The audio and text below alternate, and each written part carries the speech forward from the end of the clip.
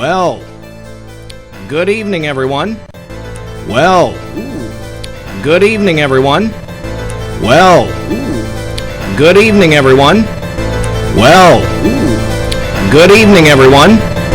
Well, good evening, everyone. Well, good. Where the heck is it coming from?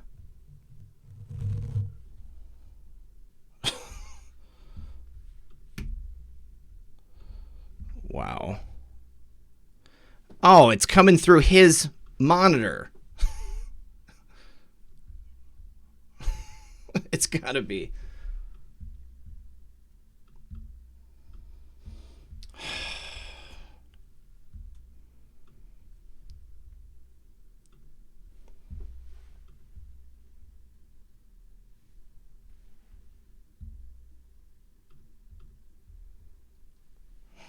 Wow, I don't understand what's going on.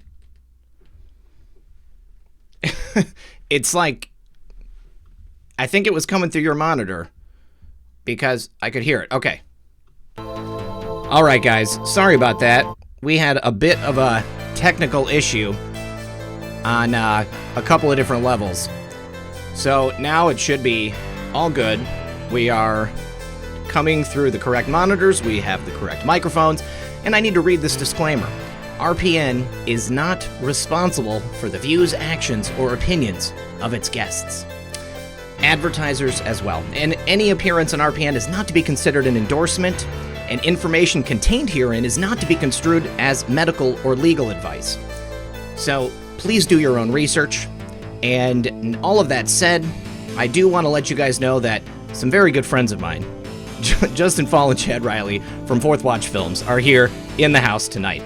I am going to go ahead and slow the chat for you guys, and I want to thank everybody for sticking through the technical difficulties so that we could get it sorted. Appreciate you guys being here. Very, very happy to have you here. And thank you already for the super chat coming from Michael Kenny. So we've just got a brief word from my sponsor that we have to listen to, and then we're going to be right back after that. But please, guys, do stick around. Thank you once again for being here. Thank you for your patience. I do appreciate that. Appreciate your patronage. Appreciate you hanging out with us tonight. And I appreciate you showing up every time we have this opportunity to hang out. Thank you guys so much. We will be right back after a brief word from our sponsor. All right, guys, first of all, thank you to the devs at Vikings War of Clans for sponsoring the program once again. Simone and I have been playing it all month. It is so much fun, so let's go and take a look at it. You're going to want to play if you haven't already. I've been playing this game for a couple months now, but after the first 5 minutes, I was hooked. It's a lot like the RPG and strategy games I used to play in the 90s. Stuff like Final Fantasy, Chrono Trigger, Elder Scrolls, you know what I mean. It's not like today's games, which are all about running and hiding and shooting. Vikings gives you this deep strategic experience. It's a game that combines strategy, team play, and where you invest time, that's where the payoff is going to come in the victories. I can't say enough about the visual style. The 3D graphics are awesome, the presentation is incomparable, and it has a soundtrack that you are going to love. From the moment you step in, you are transported into the world of Vikings. When you start off, you're in the role of Jarl, the leader of your own kingdom. You gotta start by building your town, building your army, and then head out into the countryside and start sacking and pillaging. I also love the fact that I can play this game when I want to, for how long I want to. If I go for 5 minutes or 5 hours, I can pick it up when I feel like it, and it's all right. Choose your game style. Go out and explore, focus on building up your city, research technologies, or discover the mythical world of Vikings, but in the end, it's all about the ranking and achieving glory. Help support my channel by downloading Vikings for free, only from my links in the description box below, and get the special bonus of 200 free gold coins and a protective shield. Don't forget to look me up and join my Vikings clan under the name Lake Mimir Alliance. Alright guys, thank you once again for sticking around through the technical difficulties. We've got everything sorted out, and joining me now here in the studio once again is my good friend Justin Faull and my other good friend Chad Riley, both of Fourth Watch Films. Thank you, gentlemen, for coming here tonight. I do appreciate it. Good to see you both. Hey, what's up, Brett? Thanks for having us. No, it's my pleasure to have you here. Chad, how you doing tonight, buddy? Oops. Chad, are you there? I'm here. Sorry, I thought you were going to unmute yourself. Sorry about that. Technical difficulties still in effect. It's all good. Oh, good stuff. Well, if for everybody who wasn't here for our last show together, please, would you guys just go ahead and introduce yourself to the audience? Yeah, I'm Justin Faull, and I am the founder and host of the Fourth Watch with Justin Faull podcast. And then from there, I met Chad Riley, and it was just history, man. We have a love for the truth. We have a love for research, and we put our forces together and started Fourth Watch Films with my brother Wes Faull, who could not be with us tonight, but he's listening, and he says, "What's up, everybody?" But man, we've just been kind of just trucking hard, man, since 2016, just doing this thing called end times filmmaking. Doing a great job. Chad, how did you guys get into this? I mean, where'd you guys meet? I actually started out listening to Justin on the radio, and went from being a listener to actually working side by side with him on his show. Part of Remnant Revolution, and then that kind of morphed and eventually ended up with Kay over at Deception Detection Radio, and then we decided that we want to take a stab at making Christian films, and like you said, the rest is history. Good stuff. Can't say Christian films on this platform. We already got demonetized. Isn't that a shame? Talk about your faith, and there you go. Oh, man. All right. Well, listen, last time we talked about higher entities. We could do 4 shows just on that subject alone. That movie is fascinating. But tonight we're going to be talking about another film you guys did called The Hollow Earth Chronicles. Now, this is a subject that I have always had a great interest in. What I love about it is that you guys took both, actual historical accounts, you combined it with biblical accounts, and you bring it all together in just a fascinating package. How did you guys get onto this particular subject? Was Hollow Earth something you guys were interested in previously, or did someone come to you with this project? It's one of those things that I kind of I started doing some research based on this crazy passage that I read in the Bible, and it's this idea where Satan, this is in the book of Job, and Satan goes before God in this heavenly scene, and it says that the sons of God are with him, and so we're dealing with like Satan and then other angels, and God asks him, where have you come from? Where have you been? And he talks about, I've been, going to and fro, back and forth, up and down in the earth. And that's always kind of perplexed me. And so I started to think about that passage years ago. I didn't fully understand it. I started to do word studies on it. And sure enough, there's this idea that there is some type of a satanic activity, a complex of activity inside the earth that Satan is operating in. And he says this to God in this heavenly setting. And so he's going back and forth. And what's crazy about this is that there's going to be people that say, well, my Bible says on the earth, not in the earth. You have to be contextually accurate when you're studying words. When you're looking into scripture, you got to know the context, you got to know the tense, and you also have to look at some of the surrounding words. And so for someone to be able to going up and down, back and forth, hyperdimensional transportation, if you will, that is very much right in line with the original language in the King James Bible, in the earth. So that started me on this journey, and I did a 3-part series on the Fourth Watch podcast. And what's crazy is that I actually mentioned a lot of stuff that never made it to the film. And so we could even talk about some of those extra little nuggets that didn't make the film. And I just also want to say, man, thank you guys so much. After our last program, we had a lot of people coming from Red Pill 78 and purchasing copies of our films. And I just want to say, without people like you guys, without patriots, without people who care about the truth, we would not be able to continue and make more films. And so I just want to say thank you to all of your audience. Not to mention, man, some of the emails we got, you guys are awesome. Even if you don't agree with our faith, if you don't agree with the fact that we're Bible believers, you guys have been so cool. And I want to say thank you guys. And I mean that because we're living in a strange time where information is getting just with the internet, we have so much information at our fingertips. And it's important that we're able to come together and talk about these things on a forum such as Red Pill 78, on a forum such as SGT Report. We need to have people that are willing to have these conversations, even if we don't agree on all the details. It's amazing for us to be able to say, you know what, we don't agree on everything, but we agree on more than we disagree on. We are all on this journey and we all want truth. So I just want to say thank you guys. Some of you have already purchased the film, but for anybody who hasn't, this is a mind-blowing topic.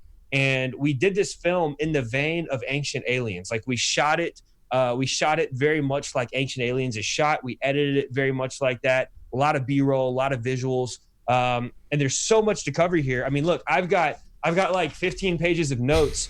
And I know we're not going to get through all 15 pages, but I digress, man. I'm sorry, Redfield. Take the mic. That is fine, dude. That is fine because it makes sure that we get to have you back for another program here. Like, I'm totally cool with that, dude. And yes, I do want to hear about all the stuff that wasn't in the movie. And I guess my next question is, when is Hollow Earth Chronicles Episode 2 going to be coming out? We are starting pre-production this month. Awesome. Matter of fact, we are shooting part 2 in 6K. We've already got all of our gear set up. We are plotting out. It takes a lot of. You really have to work with everyone's schedule, and everyone's kind of spread out between the U.S. and Canada. So we do have some planning to do. Lord willing, we're going to be starting shooting this thing in the next couple of months. But we also have something really big to talk about. We have got a secret project that we'd love to come back on and talk to you about, and it is the deep state story that you have never, ever, ever heard. Yes, that's an emphatic yes. I can't wait to have you come back for that, man. And you made a great point earlier. Whether or not people share faith, whether or not they have the same beliefs, what I have always insisted is so important is the ability to have that dialogue, to be able to come together and discuss things in a manner that is befitting our morals and our character. If we have the ability to speak to people in a calm and rational manner, then we are far more likely to be able to get the truth across to them as we know it, okay, which I believe is completely objective truth, and that way perhaps people can come around and they can change their beliefs and maybe they can learn what we know to be true. Real quick, I do need to do a couple of quick super chats. First of all, Michael Kenny said not to be disrespectful to tonight's guests, but can we get a solid 17 going for Methods? And we did. It was before the show started, so thank you for that, Michael, and thank you to everybody who showed support for Methods. April Mendoza said Justin is so handsome, and so are you, Red Pill 78. Well, I can speak for Justin, say thank you. Michael Kenny says, hey Justin, what's up, brother? Perdon J1 says, Red Pill, thanks for all you do. Love to see your fur kids. Sending prayers to Methods and family. Peace, love, truth. Trump 2020. Thank you very much for that. Son of a Green Card said, screw their demonetization. Thanks, brother. I appreciate that. And Dana Finkler says, I want to do a benefit for Methods. Check text. Yes, Dana, I've been offline the last couple of days. I've had a lot going on, but I will check my text. And then Elvis from New York says, Veritas Omnia Vincula Vincit. Send me down the rabbit hole. Oh, I like that. In Latin, hey. Send me down the rabbit hole in Latin. That's great. All right, so let's go through Hollow Earth Chronicles Volume 1. I mean, the thing that I really love is that you take us back to all of these various antediluvian stories. I mean, you show that there is a clear historical basis among essentially all indigenous peoples in North and South America, and probably a lot further reaching than that, for the story of the Hollow Earth. And and what I loved also is how that Native American story about it tied directly into the Bible. I mean, the fact that it is a satanic thing that is taking people back and forth. So how did you even get started on this? I mean, in order to put all of this together, where did you begin? First and foremost, me being a Christian, I went to the scripture. I wanted to see what the Bible had to say about it. But I realized that the Bible's going to give an account of things, but there's all these other cultures going on around the world that have their gods. They have their beliefs, and they have their oral tradition. Some of it's written down now. Some of it's on cave walls and rock formations. But what I found out was that no matter what culture you go to, and this is a great place to start, it really doesn't matter what culture, what tribe, nearly every culture in the world and I say nearly because I can't put a blanket statement down, but almost every culture that we have looked into, they've got an origin point or some story of a habitation inside the earth. Now, let's set aside the Christian view for a second. Okay, let's just put that on hold. These cultures of the world that are generally polytheistic, now they might have a pyramid kind of set up where like there's a god at the top, but they've got demigods, and then they've got the sons of the gods, such as the Nephilim, and that's really important. We're going to get into that as well. But what we find out is that most of the cultures of the world have some story where their gods were inside the earth, and they came up to the surface of the earth, and it was when they came up that they began to teach mankind the sciences, the secrets, everything from how to brew beer to how to make mirrors to look at yourself, how to decorate your eyes. A lot of the same stuff that you'll read about in the book of Enoch, that's actually kind of across the board. You're going to get that same general story. Now, with that being said, people are going to say, how come all these cultures have so much in common with these beliefs? Well, it's my belief that all the continents were one big surface, okay? If you could imagine like a big plate sitting on Pangea. The Native Americans called it Turtle Island because it kind of came up like the shell of a turtle. And so all of the continents were together. This lines up with the biblical narrative of the Tower of Babel, because when the Tower of Babel, when the Lord brought down the tower and he divided up all the land, he confounded their speech, their languages. At that point, things began to spread out. And that's why we have, you could look at the map, and all the continents fit together like a puzzle. Yeah. And so what we end up with is this idea that all of these origin points go back to one place. It doesn't matter what their stories are. They're going to have different names, different times and ideas, but they all go back to one place. So that's important to grasp onto. The Native Americans have so much of a rich cultural history of believing that their gods were supreme and that they lived inside the earth. Now, some will say that the natives believe in a supreme spirit. Some of them do, but that's not, you never can lay a blanket statement, especially because there's so many tribes. I mean, like they've each got their own unique spin on it. Exactly. Yeah.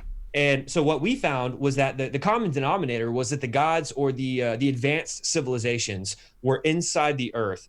Now, you've got the Navajo legends, and they believe that the forerunners to man came from inside the earth. This is kind of important to understand, that the forerunners to man. Again, I'm not saying this is the truth. I'm saying this is what they believe. This is their myth, or their creation myth, however you want to look at that. They believe that the forerunners came from inside the earth. They taught man how to do all this stuff, and then they went back down inside the earth. But then you have this great flood that came upon the face of the earth. Now, this flood we read about in the Bible. It's the flood of Noah's day.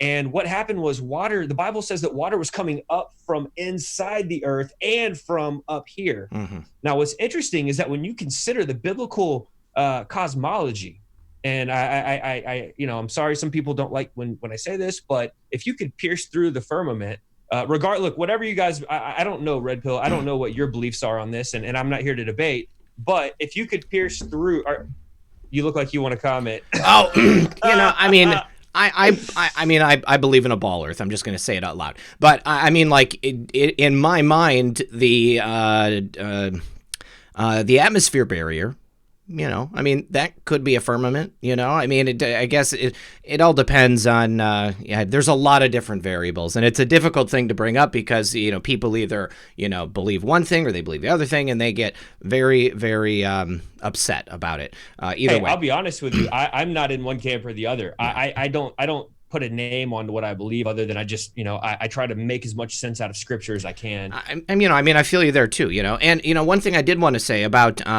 Pangea and these creation and myth stories that all have what seemingly a similar origin or a similar beginning.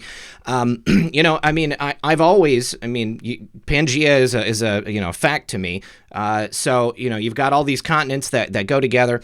Everybody started in one place, Garden of Eden, and then it split up, and then people went off different ways, and I've also said that, I think that all of these religions, these different cultures, they really started out worshiping one God. And as they went off into their own separate places and, different things happened, maybe they lost the original teachings, they started putting their own spin on it, over, tens of thousands of years or whatever. And maybe it got polluted, with evil spirits and stuff, So No, absolutely. yeah. That's actually that lines right up with what these cultures believe, because their gods, now let's just hit this real fast. The gods of the nations. The Bible talks about the gods and even the gods of the nations. And what we find out is that they're gods with little g's, or an Elohim with a little e. And Elohim, it's a spiritual being. And this is not something that's of earth. And so this was something that God created. And so God created these sons of God, these Elohim with a little e. And when they fell, my team, my crew, we believe that 1/3 of the angels fell with Lucifer when he rebelled against the Most High God. And with that, what you had was these little groups. They were like little sects of fallen angels.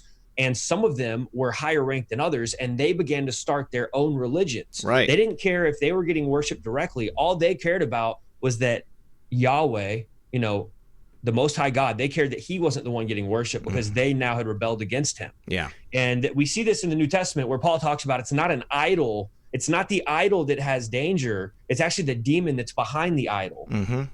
Now, I bring that up because these mystic religions of like the Navajo, some of the Native Americans, is that their belief was that the waters were coming from the heavens, which again, no matter how you slice up the shape of the earth, I don't care what people believe, honestly. Personally, I don't think the shape of the earth really matters that much. What matters is, how we're dealing with the information we have. Sure. So you have water coming down and water coming from inside the earth. That's what the Bible says. And that lines up with these Indian records of oral tradition, is that the waters came up. And dude, it says that they were forcing up these supreme beings from inside the earth. It forced them up on the land. Yeah. And it says that some of the giants were getting flooded. But then when the water subsided, see, you have different stories. This is what's crazy, is that the stories that don't create any type of a contradiction are when you look at the biblical account. Because when you see from whatever the Indian tribe stories are, you're going to see contradictions between the tribes and what they believe actually happened. And so that's why I stick to the biblical account personally. But the idea was that they came up and then they went back down under the surface after those floodwaters subsided. That's what the natives teach. But have you heard of the Anasazi? Yes, I was actually just going to say that, they even have stories that they tell amongst each other, and then stories that they tell to the white men. And real quick, I just need to say, Social Observer said, do you think all the volcanic activity has something to do with the impending gates of hell opening soon?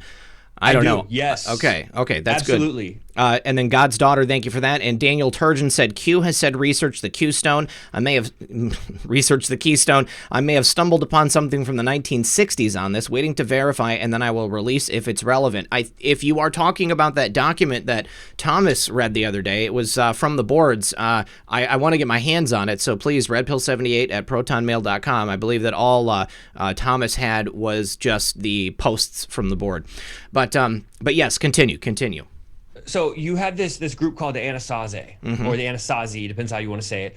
Interestingly, this shows up. We were working on this film when this movie got released called The Darkness. Like, the timing could not have been more perfect. And listen, if you guys haven't seen The Darkness, you got to see it. It's a horror movie, and it's about this kid with autism, and he's able to get communicated with by these higher frequency spirits, and they're the gods of the Anasazi. Like, it's crazy. All this is like coming out, like Hollywood's releasing all of these things, and like we didn't even know that the timing of this film coming out was gonna like ping up with all of this crazy Hollywood stuff. The Darkness. Who was in that? Oh man, what's his name? I have his name on my tongue. I always want to say Ethan Hawke, but I don't think it's Ethan Hawke. Kevin Bacon.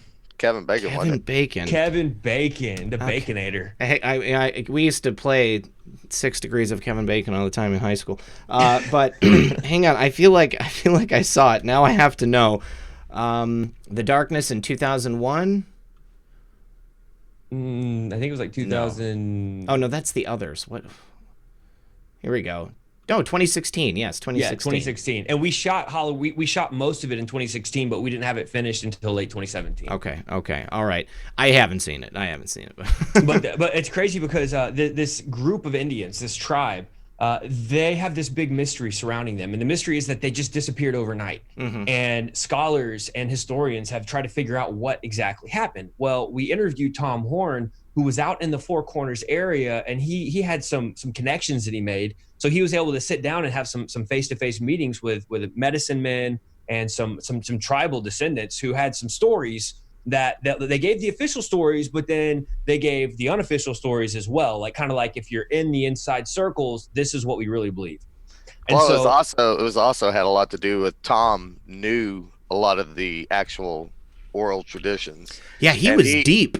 Yeah, he was hitting on certain things, and that medicine man knew what he was getting at, and that's when he was like, well, if you ask my grandfather, this is the story he would have told. Exactly. And that, I mean, it was almost like when I've had conversations with a Freemason, like a 32nd degree Freemason, and I'm able to drop information. Once they realize that, they'll be more prone to having conversation about it.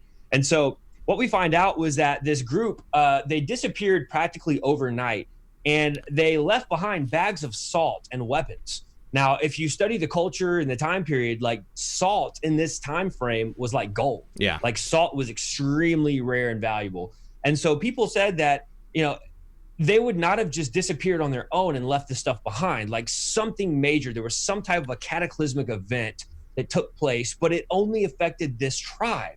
So whatever it was isolated. And then what we get to is this idea. Originally, the myth was that one of the gates of the earth opened up and swallowed up the Anasazi. But that's not what his grandfather said. The Native American Indian, he was a medicine man. His grandfather specifically said that the gates of the earth opened and the Jindu Pid, the giants, came up. They came up on the face of the earth and they ripped the Anasazi to shreds like jerky, just ripping them open. And there are remains inside the earth and these kivas, these underground worship chambers, if you will. This is where they go to do their incantations. It's like a magic hut underground. And so, and this is what I've been to Chaco Canyon. I've seen it. It's a haunting place. Well, you went down inside a kiva? I didn't get to go into it, but I went to, I went on like the wall and stuff, but I mean, like I didn't go down. I was only like 10, so, but I've been there and I saw like cave paintings and stuff.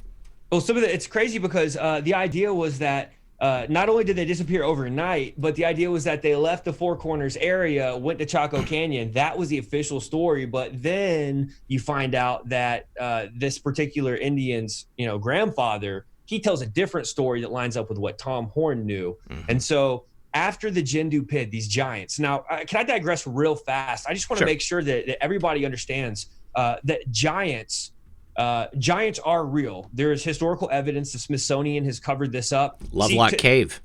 Lovelock, yeah, and there's some interesting stuff there. One of my friends went in there, and he found a red skull. Like he got pictures of a skull that's red, like the bone is red. Whoa. Yeah, that's a whole nother topic for another time. And if you ever want to talk to him, I'll get you in touch with him. This dude's awesome. Please. I'll just give him a shout out. D. Olson with Megalithic Marvels. Awesome, dude. I'll get you hooked up. D, come on the show, dude. I want to talk about that. Man. Also, don't forget Hugh Newman and Jim Vieira got the book Giants on Record, which is another good one to own. Yeah, please. Fact, they were finding 23-footers here in the United States. Whoa. In fact, they found 2 18-footers here in Texas. Yeah, we've done some podcasts breaking down the giants in America that the Smithsonian has covered up. See, to me, this is like old news, and I don't know if your audience knows about all this. It's kind of like old for me, so I don't want to like beat a dead horse. I've never talked about it here on the show, but that's something I would love to talk about. I know about it. I heard tales of them dropping giant bones out in the ocean and destroying them and stuff. But yes, we should just do a show about giants. But please continue that thought in just a moment. I got to say, Dana said, link to call in. I want to say a prayer for Methods. Dana, I will be dropping the link to call in at the top of the hour. And then he says, just the other day, Methods answered my super chat about Eddie and the Think Ankle Dog Face. Let's make a trend for a boy. There's a special surprise coming up for you in regards to that hashtag. And then Herkimer Fuddwaddle said, Special Forces troops have posted vids on YouTube of giants attacking them in Afghanistan.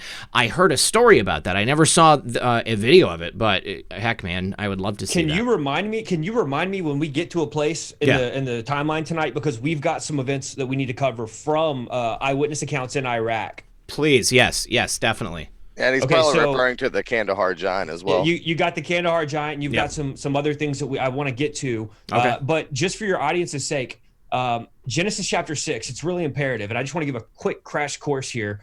there was a group of fallen angels. They were called the sons of God, the Benai Elohim in the Hebrew, and they rebelled. Not all of the fallen angels did this, but a small group of them began to take wives of the sons of men, or the daughters of men. I'm sorry. The daughters of men mingled with the sons of God. This is Genesis chapter 6. And their offspring grew to be these giants because they were, you're dealing with a God, if you will, with a human copulating, and their offspring, as the Native American told us that we interviewed in Hollow Earth Chronicles, he told us that oftentimes the mother wouldn't even survive the childbirth, that these things would like rip out of the womb. And it sounds like a horror movie. I know it does. And I don't want to paint too vivid of a picture there. But when we talk about the giants, as for the Anasazi and the Jindu Pid who came up out of the earth and who literally cannibalized and ripped them to shreds, they were not human. These giants, according not just to the native beliefs, but also to the Bible and other accounts, these were hybrids. These were part angel, part human. And what makes it even crazier is that you find out that a lot of the ancient writings link them to the seraphim angels, which would have had reptilian qualities. And we're going to get back to this in just a minute. Wow. Now, you're talking like some Davidite conspiracy theory stuff here, but the more we study, we find out that history is telling the same story over and over. And these are things that date back to before the flood of Noah's day. They've resurfaced after the flood. We've got cave paintings. We've got all types of information from all types of different belief systems around the world. And that's one thing we wanted to do with Hollow Earth Chronicles, is that we really wanted people to see it doesn't matter if you want to take this view or this view or this view. Everybody's telling the same story. We just got to connect the dots. Well, you did it. Thank you. Now, I want to move us here. So after the giants came up out of the earth and they destroyed the Anasazi, after that they tell this other story of now let me just say, the Apache people don't grow facial hair. This is kind of a very important little note here. Yep. The Apache don't grow facial hair, and their creation story was that a bearded man came down, right? And that he created all of this. And so like they didn't even know what a beard was, right? But they saw it on the creator, right? This is their oral tradition. And I'm sorry, I'm not trying to make fun of them. No. It's just incredible how much it lines up. A bearded man came down from heaven and created everything. Okay. I mean, it lines up. I mean, well, not only that, but also a vast majority of the different Indian nations out there, their name for the creator starts with the word Yah. Really? Right. Yes. Oh, yeah. Wow. It's very interesting. It goes back to everything being one and then spreading out after the Tower of Babel. Yes, exactly. Social Observer says, I've heard only the jinn are the demons. I just figured that jinn it's like the Middle Eastern, version of a demon, or they go by various names. You got the jinn, the genie, the daemon, the demon, and so on. Yep. Now, just so there's no mixing up here, the Jindu Pid are not directly linked with the jinn. Yeah, it's a different spelling slightly, but it's also a different type of entity. It's a good catch, though. By the way, like just the words do sound like they've got some similar, Well, and that what was the other one? Anunnaki. Oh yeah. So then you have the Hopi, right? Yeah. The Hopi, they talk about the ant people, and the word is literally Anunnaki. Ant friend. Yeah, I mean Anunnaki ant friend, is ant people, ant friend. And their stories are that these people came and that they brought technology to them and that they taught them how to do things, such as building these underground kivas as well. A lot of natives have these underground places. Now, here's what I want to hit. Real quick before you do, Chad Hendricks said, "You are the news now. Where we go one, we go all. Prayers out for the Methods fam." Thank you very much for that. And thank you, everybody, for the prayers for Methods. Okay, continue. So after all this happened, the Jindu Pid go back down inside the earth. This is like a big deal because they just got done just annihilating this whole tribe of Indians, and they're gone now. They go back inside the gates of the earth. And this is interesting because we're talking about the gates of the earth. These are words that are, I mean, you can't make this stuff up. They called it, that they believed that there were literally portals that would open up. Portals like we hear about, like in the middle of any, people ripping open portals, right? Well, they're talking about portals opening up from the earth, the gates of the earth. And it's very fascinating because they go back down, the gates of the earth shut. And then you have this reptilian who comes down through a portal in the sky. Now, this is all coming directly from the descendant of a Native American medicine man, Don Moats. His grandfather said that the reptilian comes down through and he starts to teach these natives in the same region. He teaches them how to go into the kivas, these underground temples, if you will, and he teaches them how to practice what they called witchcraft. So they were not ashamed to call it witchcraft back then. I mean, the same words that translate, it's just the same thing we have today as witchcraft. And that's what these natives were doing. They're now inside the hollow earth, literally channeling spirits, doing all types of mayhem down there. And this is in the movie that I told you about, In the Darkness, the autistic kid falls down into a kiva. Now, look, I don't want to go into a kiva. Okay, that's why I asked you. I was like, did you actually go in there? No, that place had bad vibes, man. It does. Yeah. It does. I mean, people should not go to these things. I mean, it's one thing to go visit outside, but you don't want to go down into the chambers. No. Anyway, so that was part of their story, is that they would go down into the kivas, and that's where they would do their incantations and their rituals. They would literally practice what they called witchcraft. That's directly from Don Moats. And I find this fascinating because we're not just dealing with the idea of the gates of the earth opening. And we make a point in the film, and you may or may not remember this, but in the film, we talk about how there's a connection with mountaintops and inner earth. Yeah. Because, in the Bible, you have the holy mountain. You have the mountain where God met with Moses. In the other cultures, you have, they believe about this Mount Hermon where the fallen angels came to earth, and at the base of that mountain, you have, I believe it's called Pan's Grotto. This is over in the Middle East. Yes. And cultures would take things like animals and they would slit their throats and throw them into the opening at the base of the cave. And what this did was this was offering a blood sacrifice to Lucifer. Mm-hmm. And this was a big deal. This is what the cultures used to do. And what blows my mind is that they did this inside the earth. They would throw their sacrifices down into the earth because they believed that's where their gods were. So I don't want to spend too much time talking about the Native Americans, but it's a very fascinating topic, and they have. It sets the stage so that we can go into the rest of it. Filled with Hope says, makes you wonder if Epstein was trying to create one with his tunnels. Oh. Yeah, I mean, he did have the underground temple, apparently. What I did want to ask you is because it's not just mountains. Like, I mean, there seem to be these spots on Earth where the portal or, this extra energy exists. And, you said it in the film, you've got sacred sites that have been taken over by the Catholic Church, by people like Jeffrey. And then... what I wanted to know, did you know or did you even research if they lined up with ley lines? Like I've heard they do. Okay. Absolutely, they do. And this is another important fact, is that these underground sites, now one of the major ones is called the Shinkana, and this is in South America. Interestingly, you've got the Catholic Church setting up churches over these sacred sites. And these sacred sites not only line up with ley lines, but these sacred sites have been under control of the Vatican for hundreds of years, where nobody else had access to them. So you have to wonder, what's the Vatican doing down inside the hollow earth? What are they doing down there in these sacred ritual sites, oftentimes where blood sacrifice took place, oftentimes where they believe the gods are staying?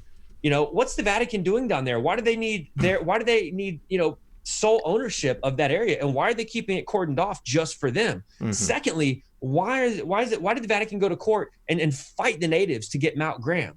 That's another thing. Mount Graham is the holiest mountain in all of the world, according to the natives. They believe that is a mountain. It's one of the 4 holiest mountains. Depending on who you ask, they're going to say that is the holiest. And what are they doing on Mount Graham? They set up the Lucifer telescope. Oh, that's where Lucifer is. Okay. Yes. And people who don't understand that, you don't have to. You don't have to understand the details. All you need to know is that something very bad is going on there, and the Vatican has a telescope that they've called Lucifer, and they are looking for extraterrestrial life. Well, and actually, remember he was also, was it Father Malachi, went on Art Bell's show years ago on Coast to Coast, and he called him out. He said, look, he goes, you guys muscled your way up onto that mountain. He goes, I do intend to use that language. He said, what is the Vatican doing up there at Mount Graham? He said, we are watching what is approaching the earth. Wow. Somebody in the audience, Drought Tolerant, said hard for Catholics to swallow.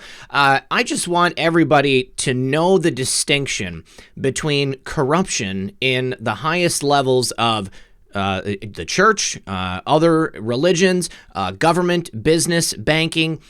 just because you have corrupt individuals who have taken control or are diverting resources or using the power for their own evil ends, it does not mean that the people of a religion or of a country are terrible people. And I don't think that people should feel that it's difficult to swallow. I mean, I think that we're doing ourselves a disservice if we don't accept the fact that corruption has seeped its way into the highest levels of every agency or religion, government, be whatever it may. It's there. And instead of looking at it as, something to mourn, I think that we need to look at it as an opportunity for us to tell the truth, to spread this information, and to open more eyes. And based upon that, I think we have nothing to fear in the end because God wins. That's what I believe. So all we need to do is continue to tell the truth and to spread that information to people. And hopefully sometime in the very near future, it'll be over and we will have one and these people will be removed. Look, if you're a Catholic, you can't just walk up. The Vatican's not going to let you into these sites. You got to be in their secret orders. This is just like Illuminati. This is like the Jesuits. This is getting into, you just, regardless of if you think you're a Roman Catholic or not, you can't just walk up. The Vatican's not going to welcome you. Matter of fact, the Vatican would probably end your life if they caught you inside one of these tunnels. I just want to be really quick to say that corruption is high up. Look, I have a Baptist background. And, the Baptist background, people are going to say, well, Baptists are a bunch of Freemasons. Well, I'm not a Freemason. I don't agree with Freemasonry. I think it's wrong. I made a film exposing Freemasonry. Yet the Baptist church has been infiltrated by Freemasons. There's going to, like you said, there's corruption in every sect of every religion, I'm sure. But we can't deny the fact that the Vatican is going to play a very big role in these last days deceptions. The Vatican is very much in bed with the deep state. And I mean, look, the Vatican has done things. I'll say this. This is important. There was the, what was her name? Karen Hughes. Anybody remember Karen Hughes? Hughes. Yeah, yes. Okay, I talked to her, and she wanted to come on my podcast, but she told me, she was like, I can't. I can't come on your podcast because after I said those things about those large-headed hybrid beings, she's like, after that went viral, she says, I was threatened. And I can no longer speak about that. They're going to let me continue my job, but I just can't talk about that again. I was wondering what happened to her because she kind of had like this flurry of interviews, and I wanted to reach out to her actually, but I could not find any contact information, or at least nothing that would be answered. Well, so I found out she got me in touch with this guy he's a PhD, he's a doctor. Had a very, very weird conversation with him. And he had sent me this PowerPoint presentation that he had made because he believes that these things are like some type of an advanced human being that predate humans and that they live underground at the Vatican. I mean, you just can't make this stuff up. I'm blown away. Say that again. Who live? The Coneheads live underground at the Vatican? If you want to call them that, he called them. I think he called them something hominid. It's like Homo superiors or something like that. But he told me that they had access to some information and that Karen had reached out to him and that they were in agreement about what these things were, that they were an advanced civilization living underground, and predominantly they were staying underground at the Vatican because that's where they were taken care of. And that is where they had the most security. That's how it was explained to me. But then they show up to World Bank meetings. So like these deep state meetings, these globalist bankers are meeting internationally. And some of these hybrid entities are showing up over there. That's what Karen said. You also got Stan Deo's testimony of that. We mentioned that. Yeah, we mentioned that on the last show we did about the United Nations meetings and how there were some of these what they believe to be hybrids that were at these meetings. Well, I mean, I always figured that maybe the cone-headed people were the last remaining offspring of the children of man and the Nephilim. Yeah, I do believe that the flood killed them. I want to be real clear. I do believe the flood killed all the giants, but I believe there was a second incursion. I believe that more fallen angels did it again because we have giants after the flood. I mean, they show back up after the flood. The Bible definitely makes the case for that.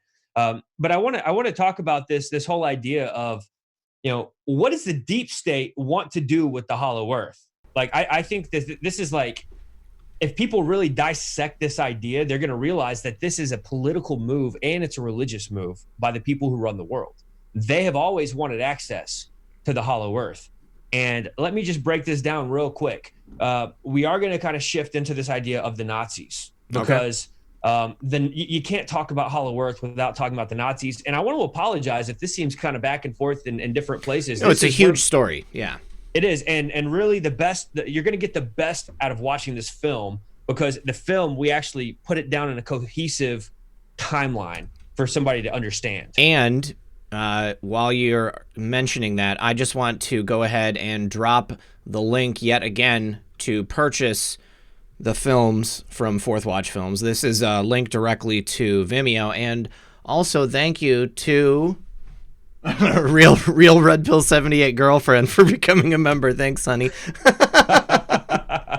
Appreciate it. Okay, and I also, you guys, I had a couple people asking about the membership link. I put that into the chat a couple times, and I also put it into the description of the video, and then also I put the Fourth Watch Films Vimeo into the description, and it's also in the pinned comment on the watch page when you guys are there. Awesome, thank you. Thank you. No problem. Now, I like that we are moving in this direction, because I specifically wanted to get to a couple of things here. Should we talk about Admiral Byrd before we get to the Third and the Fourth Reich? Because I mean, because I guess on the timeline, I mean, it comes ahead of it, because. Whatever. It's okay. So Admiral Byrd's his first Arctic expedition was around the time that this was all taking place with the Nazis getting started. Yeah. Okay. But when he enters into the story, it's later on. Operation, when we get into Operation High Jump, that's actually after World War II. Well, I guess I wanted to talk about two stories about Admiral Byrd, because I know about Operation High Jump, but I know about also his supposed lost and found diary where he visited the North Pole, which would have been Agartha, and supposedly had an incredible experience.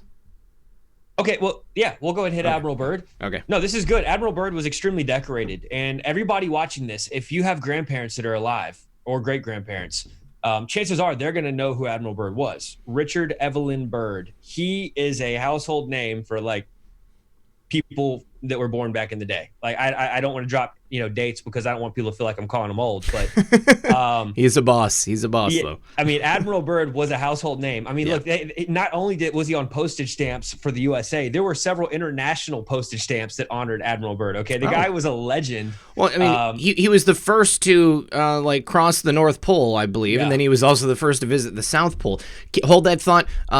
Social Observer said, "Do you believe Phil Schneider when he said his team engaged aliens underground when constructing the DUMBs?" I personally do. I found Phil Schneider to be credible. It looks like Justin did as well, Chad as well. And then No Yanez says, El Salvador has a place called the Devil's Crack. Funny, I know, but it does have a story behind it. Basically a portal where the devil comes out from time to time. And I believe, doesn't that connect to that whole underground passage of tunnels that go from south through central and then up into North America? Yeah, so the Chincana, it's a massive tunnel system that was built with the technology we don't even have today. Yeah. And so it leads us to believe that there was an antediluvian civilization that worked diligently to create this underworld tunnel. And what we're going to find out in a little while is that the Nazis, they were building tunnels underneath the earth. And the Nazis believed that there were already tunnel systems from before the flood that connected every part of the world, every part of the, in their language, every part of the globe was connected by these tunnel systems. Hey, Justin, also let him know that we've actually met Ansel P. Rambla at the True Legends Conference, and he's actually been down in the Chincana. No. In fact, he's the one who talked to Timothy Alberino, and Timothy told us that basically he said that not only that thing start in Bolivia, go through Peru all the way to the Amazon, but that they believe it goes under the ocean all the way to Antarctica. Are you guys familiar with the research of Glenn Keely? Can't say. I don't know. There is another guy who basically took his work. Glenn Keely got this information from someone who was very powerful, who was part of this secret lost information. And if my girlfriend can type into the chat box the name of the guy who stole Glenn Keely's research, I would appreciate it, because I can't remember his name. But his contention was that there was this tunnel system, and he put together something called the Desdemona Code, which uses, I guess, all of these ancient writings, and they show this hidden information. It's like a code, basically, that the elite used to code things into basically everything. And okay, we'll look into Glenn Keely later, because I want you to continue with Admiral Byrd and Operation High Jump and then the North Pole. Just real quick, I have to make a comment. Like the Shinkana that we mentioned, and then we do a whole section on this in the film. But this they go the Andes, and as Chad just said, the belief system is that it goes underneath the ocean. Yeah. And this is where we believe Hitler accessed. This is why Hitler wanted to go to Argentina after he fled Nazi Germany. Okay. Now, some of you are like, some of you guys are probably thinking that Hitler actually died in Nazi Germany, and we'll cover that in a minute. We've got declassified FBI documents showing that Hitler did not actually kill himself. Yeah.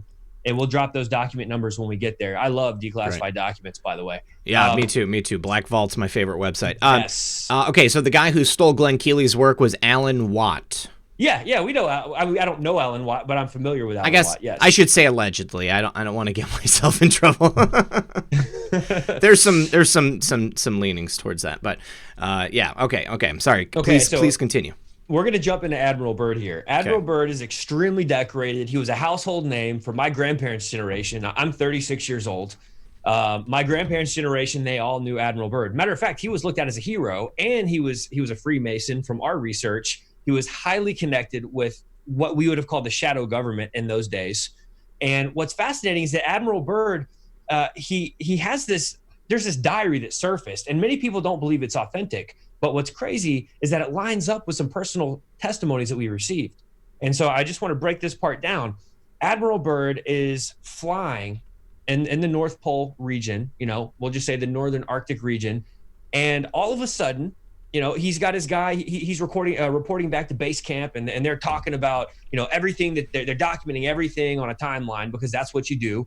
And in that, it goes from this beautiful, icy winterland to this like summertime deciduous rainforest. Like, I mean, you're talking almost like a dimensional shift according to his diary.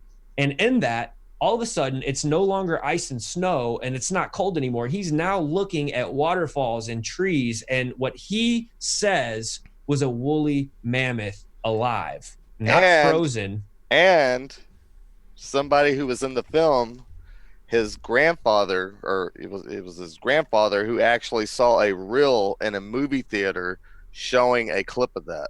Yeah, so back in the 20s, I think it was in the 20s, I forget, but there was this thing called the movie tone or movie phone news. It was like this old school, when you go to see a movie, they would always play like a newsreel before the movie, and people from that generation know what I'm talking about. I had it explained to me. Actually, you can YouTube. That people have put all the old movie tone or movie phone news on YouTube. You can watch them, except for this one. This one has been completely disappeared. And so Jim Wilhelmsen, who's another Hollow Earth researcher, he's in the film. Yeah, his grandfather went and saw footage of the mammoth. And so Jim doesn't believe that the footage, because Admiral Byrd had a film guy with him. Like, they filmed this expedition. You're talking about to the North Pole? Yes. Wow. Okay, see, I never heard that. And everything that I know about his diary, there's always like this air of mystery about it. Like, is this really his diary? Is this some work of fiction? I mean, can you guys verify that this was something that actually happened? I mean, have you spoken? I believe, first of all, like I had some questions about it, okay? Because I'm like you. I'm like, okay, is it real? Is it not real? It's fascinating, whatever it is. Yeah. And so Jim Wilhelmsen, he brought a very interesting perspective. He believes it's authentic. Mm-hmm. He doesn't believe that the date is right. He believes it was from his first expedition to the North Pole, not his second.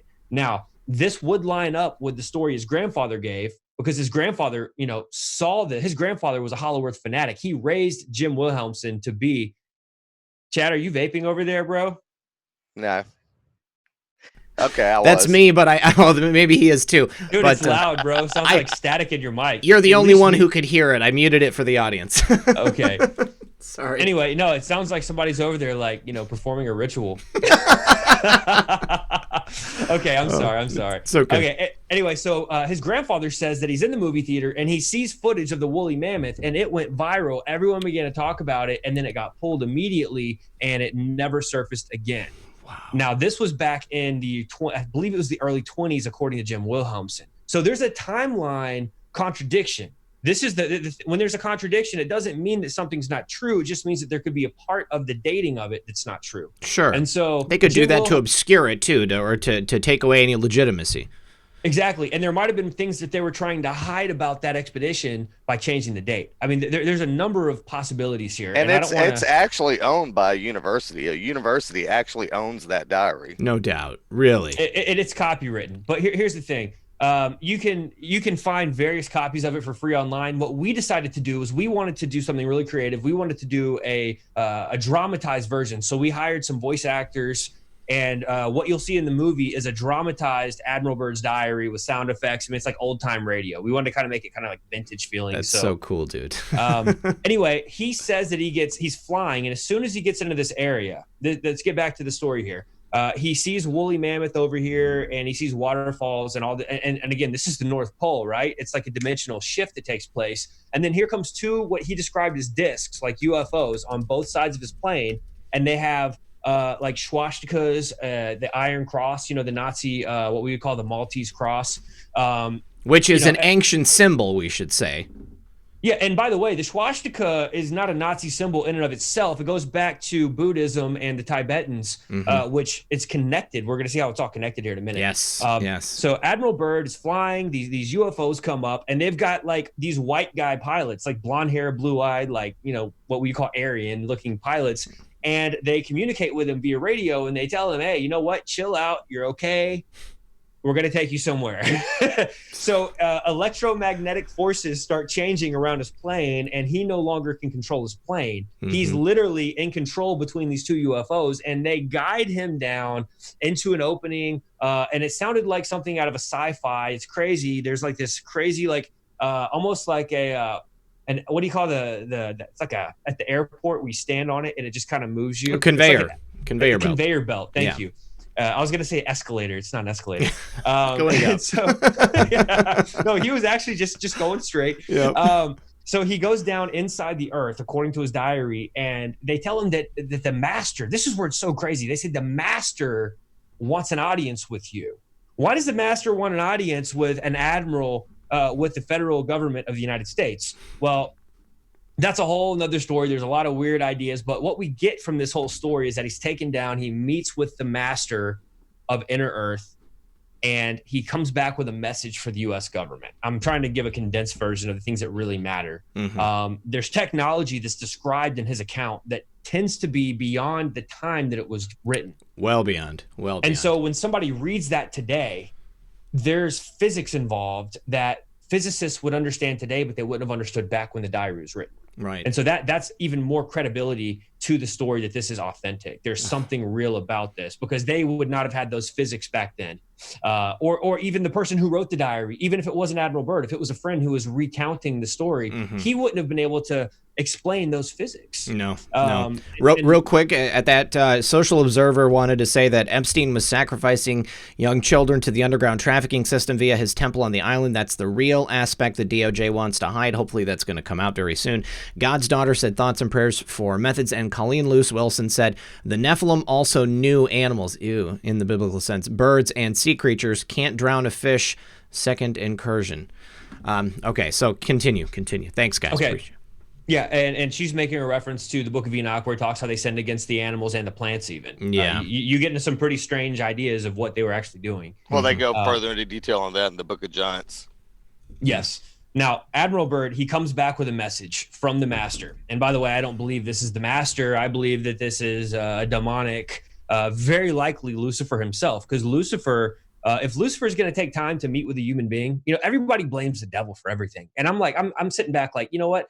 The devil probably doesn't even know who we are. Like, I mean, he's not omnipresent, but there's a whole army of demonic entities and fallen angels. And so I think it's possible that this actually was what we would call the devil meeting with Admiral Byrd. Really? He claimed to, well, he said he was the master. That is what they called him, the master. Yeah, yeah. I mean, to me, that says that he's a little bit higher up than maybe some of these other demonic creatures. So Admiral Byrd comes back. He brings a message of warning about basically about using atomic bombs, using bombs as warfare.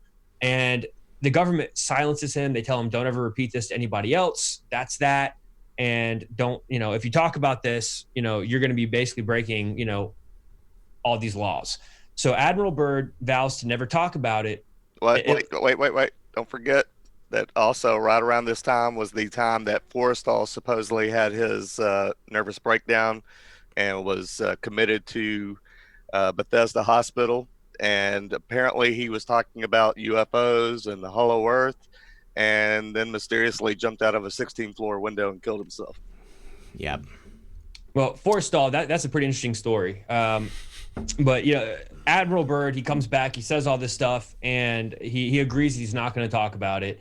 And then shortly thereafter, we have these famous UFOs over the Capitol building. And we actually played real footage of this. We have the film footage of this that we got our hands on, the stock footage. And we showed this in the film where these UFOs are flying over the Capitol building in DC, and they're flying in a Luftwaffe formation. This happened. And listen, we're going to have to backtrack when we talk about the Nazis, because all of this has happened. This is taking place after his Arctic expedition to Antarctica. Mm-hmm. There's a lot of things that are happening here. And that's kind of why I want to start with the Nazis and move into Admiral Byrd, but it's totally cool. There's a lot of information Thank here. you for indulging me. Oh, absolutely. We love the story of Admiral Byrd because it really does line up with so many other things that we've looked into. And he's not the only Byrd. Remember that. Yeah, so let's talk about his son real quick. Let's talk about old No, Junior. it's not his son. It was his nephew. Harley. No. I'm talking about his son. You can talk about his nephew. I'm talking about his son. His son is in town for this event in DC where they were supposed to be honoring Admiral Byrd because he's dead now. And his son is in town and he doesn't show up to this event. They end up finding him dead in a warehouse. He's like laying down, missing a shoe. And it's a staged crime scene with like alcohol bottles. And they said that it appeared that he was being chased. And there's official news coverage of this story on, I think the New York Times covered it, Washington Post covered it, in press, not in TV. But it's just fascinating because his son would have had those secrets, those deathbed secrets of the father. And the son is in town for an event honoring his dad, and he gets murdered. And they try to set it up and try to say that he wasn't killed, even though the crime scene said that he was killed. But that's what happens with these people. The shadow government will off people just to keep one tiny secret silent. He was a graduate of Harvard as well, too. He was not a Johnny-come-lately. This was not some conspiracy nut making up stuff. This guy was literally the son of Admiral Byrd. And when you study the crime scene and you look at how it was set up, it really appeared to me to be staged. Now, that's my opinion. Why would they have killed his son when they were supposed to be honoring the father? I think they were trying to cover up more of the official story because now the diary is getting a lot more widespread acceptance. And the things that he saw down there, he didn't even put it all in the diary. And so what we have is this idea that there's a net filled with other stories that Admiral Byrd experienced, not just in the North Pole, but also down in Antarctica. That's the other thing is Antarctica, there was things that took place down there that completely changed the game for the United States, Australia, and Britain. And we mentioned this the last time we came together. We were talking about higher entities and how Stan Deyo was working on secret anti-gravity projects. And, he's working for the FBI. So it's the federal government of America working with the UK and working with Australia in a deep underground military base. And I made the statement that this is crazy because this is the same trio that went down to Antarctica during Operation High Jump. So it kind of blows my mind that both scenarios are dealing with alien technology and what people would call aliens, and they're, years apart. Goodness, you're talking, a year after World War II when you had Operation High Jump taking place, and then you got, in the 90s, Stan Deyo's working with these same governments on alien technology. So I think it's kind of a fascinating idea that the three governments have kind of remained tight in the alien research, if you want to call it that. I don't mind calling it that for the sake of the argument. Sure. Makes it a lot easier for people to swallow.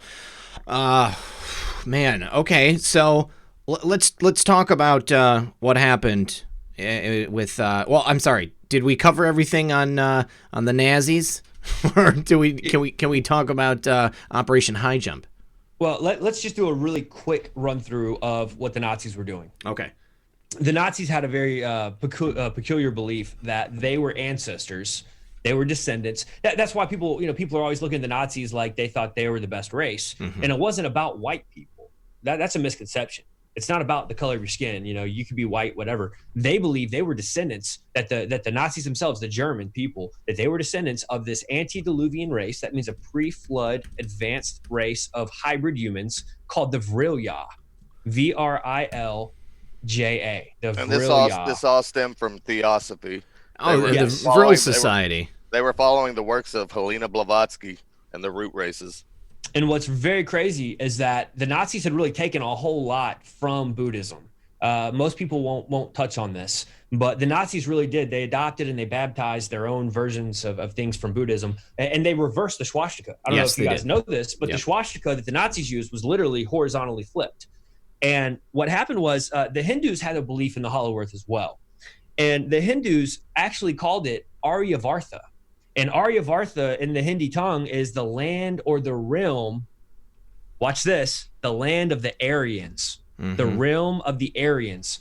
The Aryans, this dates back to the root races and what Chad just mentioned with Theosophy, Madame Blavatsky, you get into the root races. They believed that they were descendants of the Aryan race, the root race, if you will, the supreme race, the Vrilja that was underneath the earth before the flood. These supernatural beings that we talked about them earlier, how the Indians believed that they came from inside the earth, these perfect God humans, these God creatures, whatever you want to call them, they came from inside the earth. Well, the Nazis believed that they were descendants of one of those races, which we know as the Aryans. So they thought that they had a birthright to the hollow earth. They believed that if they could find the proper entrance, that they could literally get anywhere inside the earth and it's almost like a tunnel system that could get you from point A to point B, any point A to any point B. They believed that there was ancient tunnel systems that the gods built. And so they were trying to access this. And so the Nazis, they were just fascinated and obsessed with everything that was occultic. They wanted to find relics, books of spells and magic, and you see this portrayed in a lot of movies. And so the Nazis were really, they also just found the library of Himmler that had over 13,000 occult books in there. Oh Did yeah, they really? From the Honor Nerve Society. Yeah, and they knew that if they could find this opening, that they could actually do the rituals inside the hollow earth and communicate with what they were looking for to be the White Brotherhood. That's what they were looking for. The Nazis, finally, they head on down and they get connected with Tibetan monks. And they somehow had a peace agreement with them. And they thought that the Nazis were fulfilling one of their prophecies. And so for political reasons, they let them in and they took them down into the hollow earth. They allowed them entrance into a sacred tunnel system. This is historic. We have pictures to prove this. Okay, I definitely want to hear all about this. I just need to say hello to True Reporting and to Marfugal News, both friends of mine here in the stream. You guys, thanks for stopping by. Glad to see you. Yes, and Marf, Adam, I will go ahead and give Thomas your phone number. Also, you guys, Adam's going to be streaming over on Marfugal News on D-Live after this stream is done. And unfortunately, he got his streaming rights taken away here at YouTube for a while. So if you guys wouldn't mind going over there and supporting him on that platform, I'm sure he'd really appreciate it. Okay, so you have actual pictures of people entering the Hollow Earth. Now, is there something different about this system that they entered? I mean, because obviously we've got natural caverns, we've got natural caves, but I've heard that these tunnels that are connecting throughout the entire Earth and coming up maybe at these holy spots or these points on the ley lines, they were constructed, or it's a mixture of some type of constructed tunnel system with existing natural caverns. What do the pictures look like? What do they show? Well, I'm talking about, we have pictures of the Nazis. The Nazis documented their expedition. Oh, the Nazis in the okay, all right, keep going. And look, these are pictures that like you're not going to see anywhere else. I mean, like I'm telling you, like we hit gold mines as we spent. This was like a film that was years in the making. I need to say that. We were, and Chad, Chad and my brother and myself, we all went really deep to try to get as much good evidence, physical evidence for people to see in this documentation. Film. Exactly. And what we found were Nazi photos from their expedition down to Tibet, and they were taken into what they called Shambhala. Mm-hmm. Now, this is really fascinating because there are myths about Shambhala having basically, like, if you were to go down there and the monks let you in, you might just see a bunch of caverns. But if you go with the right person and the ritual is done, the doorway's opened. You follow me? Yes. Now, this is stuff that I wouldn't even want to consider going near. So this is like maybe extra dimensional, not just, subterranean. That's my view. Okay. I believe that there are inner earth portals, and it kind of lines up with the story where Satan is tempting Jesus. And it says that he takes him to a high point, and he showed him the kingdoms of the world in a moment of time. How do you do that?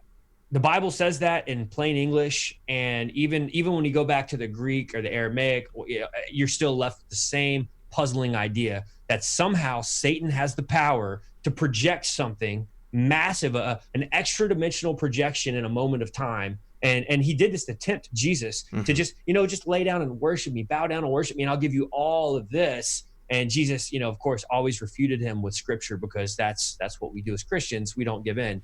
So anyway, long story short, that is possibly what's taking place when you go with the right people who open up these doorways.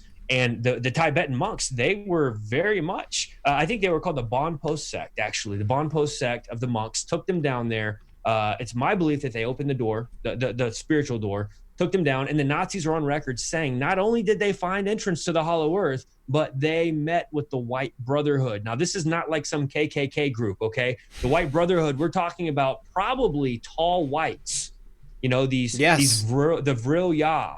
These are the superior beings that look almost like humans, but alien humans. They're more advanced than we are, according to their own, the Nazis' beliefs.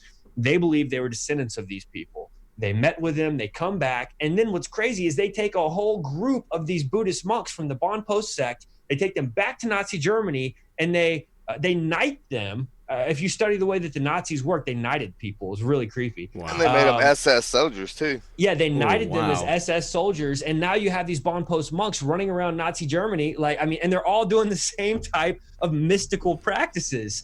Because their religions were very similar, and they got together and they continued with the same goals. You have to understand, these monks guarded these openings with their lives, and they allowed the Nazis to go down there. They thought the Nazis were fulfilling their own prophecies. Wow. Now, let me just tie this together real fast. We don't have time to go into every aspect of this, but there are prophecies in the different groups of Buddhism and other New Age religions. There's prophecies that the king of inner earth, the king of Agartha, who lives in the capital of Agartha, known as Shambhala or Shangri-La, they believe the king of Hollow Earth lives there. And they believe that there's coming a day where he is going to rise up from the Hollow Earth, and he is going to set up a new golden age on the surface of the earth, bringing together the religions, bringing together the political divisions, bringing together harmony into a new golden age. This is what their prophecies teach. And you can find this on old stone tablets.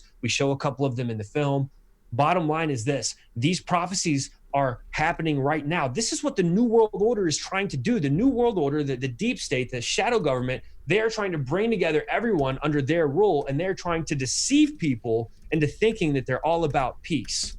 This is where the deep state is headed. They want everyone to come together under one government. They want globalism, they want global currency, and they want full control over everything that you eat, everything you drink, everything that you put in your body, vaccines, medicine. They want to control you. And this is lining up with the prophecies of these other religions, that this guy is going to raise up and he's going to be that world king. And the then master. The master. This goes back to the master inside the Hollow Earth. And this and we also got another nugget that didn't make it into the film about Roger Morneau, who actually was into what they called spirit worshiping.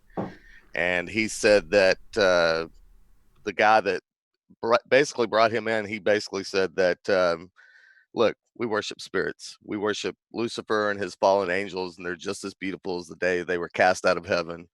Our master was misunderstood, that he didn't deal with him like he does with humanity. And I mean, that he talks basically like he's talking about Lucifer. That's what they refer to the Lucifer as, was the master. That's pretty. When you study etymology, when you study some of the etymology used for some of these entities and some of the names and the titles given, it's very much across the board. There's connections between all the different cultures and their gods, and then the sons of their gods, the hybrids. And then you get into the Bible, and the Bible explains that the last days, there's going to be a great tribulation that's coming upon the face of the earth, and there's going to be a deception where it explains a globalism agenda. Mm-hmm. And it's basically trying to recreate Babylon, which is what took place at Babel, right? Where everyone spoke the same language, everyone had the same God. I mean, the same religions, all that. Well, that's now, Satan is trying to do that again. And the Bible says he's going to be successful at it in the last days for this short period of time called the Great Tribulation.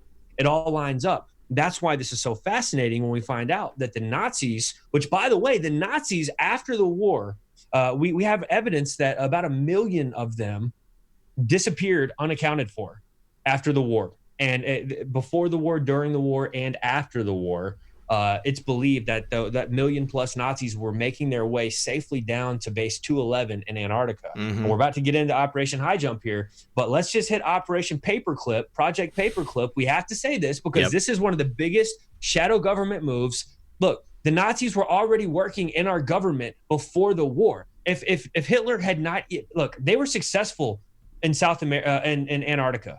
They were successful. The Nazis built a base down there. We have evidence and records for this.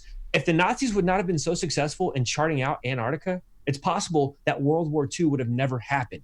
Look, Hitler was on Time magazine cover. Hitler was a good guy. He was a hero until the deep state, if you want to call him that, until the elite globalists decided they didn't want him in charge. They didn't want him in power anymore. Mm-hmm. But as long as he was doing what they wanted, he was a good guy. That's how these globalists work. The Rothschilds, the Rockefellers, they are cool with their minions until those minions do something they don't like. And then just like a disposable piece of trash, they make them a demon and everybody hates them and then they go to war. Okay, this is what happens. I believe the Nazis were successful in Antarctica. They built a base. And let me say something else here. This is going to blow some minds. The Perry-Reese map.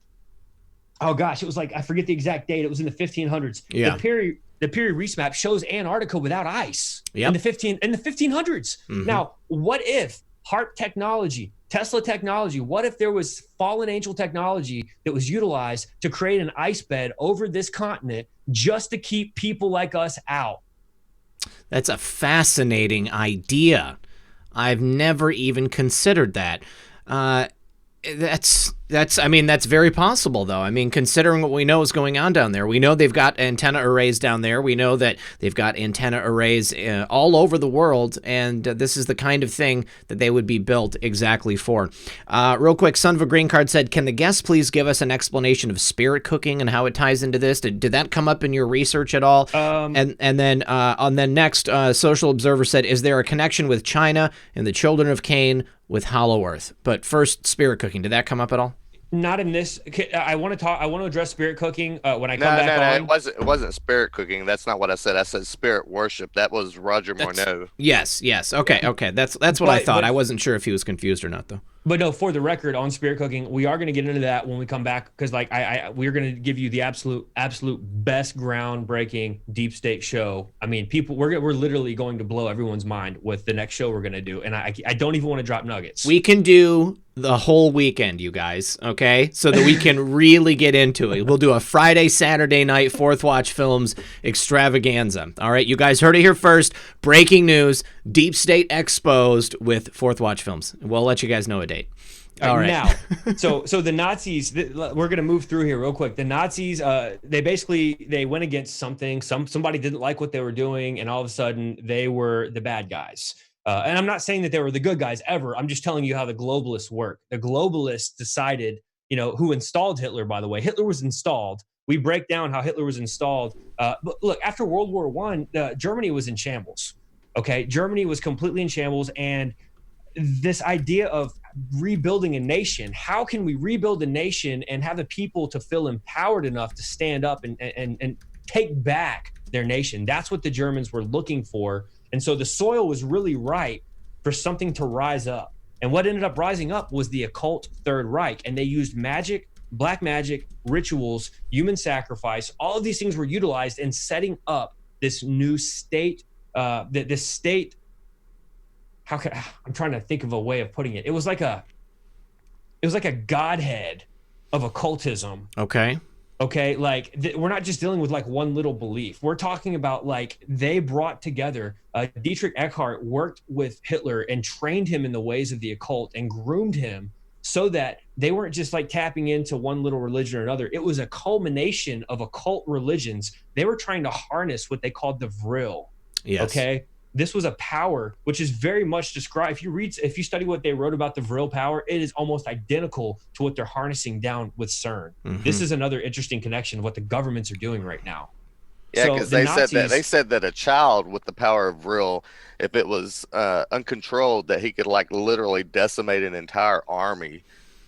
So if you could harness the power, that's the key. And so the Nazis were convinced that they were going to harness this power. And in order to do that, they were going to have to come up with some blueprints for some things. And so they began to have channeling sessions. I'm sorry. I missed a super chat from Zoe Ferrier. I'm sorry, Zoe.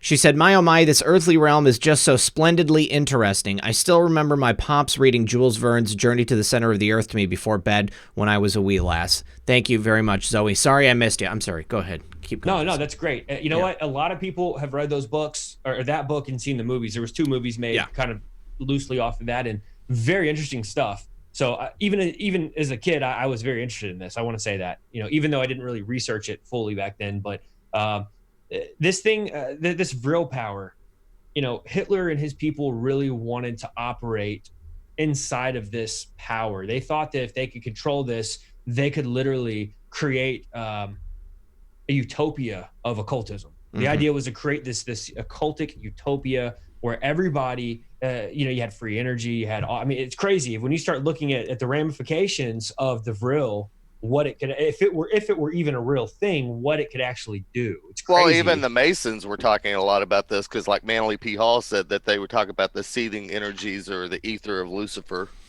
that if they could tap into that and they could control it, that they would basically be powerful. And they were collecting powerful talismans from many different religions, correct? I mean, they wanted the Ark of the Covenant. They wanted the Spear of Destiny. They scoured the entire planet. Yeah. And they weren't just looking for like artifacts, like you said. They were looking for any kind of books, any kind of ancient writings that they could get their hands on. Because like I said, they were going off the works of Blavatsky as well as Aleister Crowley and a few others. Mm-hmm. What you're going to find here is that a lot of this information was included in this book. And I quickly want to hit this real fast. And again, like I know we're back and forth in 100 different places tonight. This is just such a wide spreading topic. It's okay. Would you guys mind staying after just a few minutes longer so we can get some calls from the audience? No, that's fine. Absolutely. Okay. But I really want to, I just want to communicate to everybody that like the film itself is much more cohesive and it follows a very, very strict timeline. Yes. So yes. That's why we did that, because it's very hard to have a conversation about this without kind of moving around a little bit. Yeah. But there was a book that came out and it was called The Power of the Coming Race. And it was written by Edward Bulwer Lytton. And it was a fictional story from 1871. This is what's crazy, is that it was believed to be fiction by people who were not in the know. Okay. The people who claimed to be in the know in the occult world, they said it was not fiction, that it was nonfiction, and that it was like a religious holy book for people who were trying to connect with the Vril. I mean, this stuff is insane. You want to talk about some supernatural history here. This is a book that was written in 1871, and it tells about this inner earth race of beings called the Vrilya, that they believe to be descendants of the gods before the flood. And, this is what the Nazis were tapping into. The Nazis took this book. It was like a Bible to them. They thought that this was speaking of their ancestors and that they were going to learn everything that they could, and they wanted to tap into this, and they wanted access to the inner earth. And according to all of the research we've done, they got the access. They met with the entities inside the hollow earth, and they were told that they needed to go and do some stuff in Antarctica. And sure enough, they go, they're successful. They build a base 211 down there, and over 1 million Nazis go unaccounted for, before, during, and after the war. And we're not talking about just regular civilians. We're talking about like the most elite Nazis, doctors, people who understand law, who understand science, people who are occult magicians. And, this was so important to them because this was their destiny. You have to understand that if you believe in an occult destiny for your race, which, by the way, I to me, that's maniacal, by the way. I don't believe any race is better than anyone. But they believed, and they were convinced that this was actual. And so they had a group of women. I want to drop this real quick. They had a group of psychic mediums called the Vril Maidens. Now, you basically had a secret society called the Tool or the Thule Society, and then you had the inner working, like the upper echelon, which was the Vril. And it was kind of based on the same structure of the Earth, with the power of the Vril in the center of it. Anyway, that's kind of there was two Vril maidens that pretty much ran the bunch. There was Sigrun and Maria Orsic. Maria Orsic, she's had some very interesting stories to come out about her. We know for a fact, we have pictures of both of the Vril maidens. We actually have a handful of pictures of different ones, but they would grow their hair out real long. They believed that their hair was like a cosmic antenna to communicate with higher entities.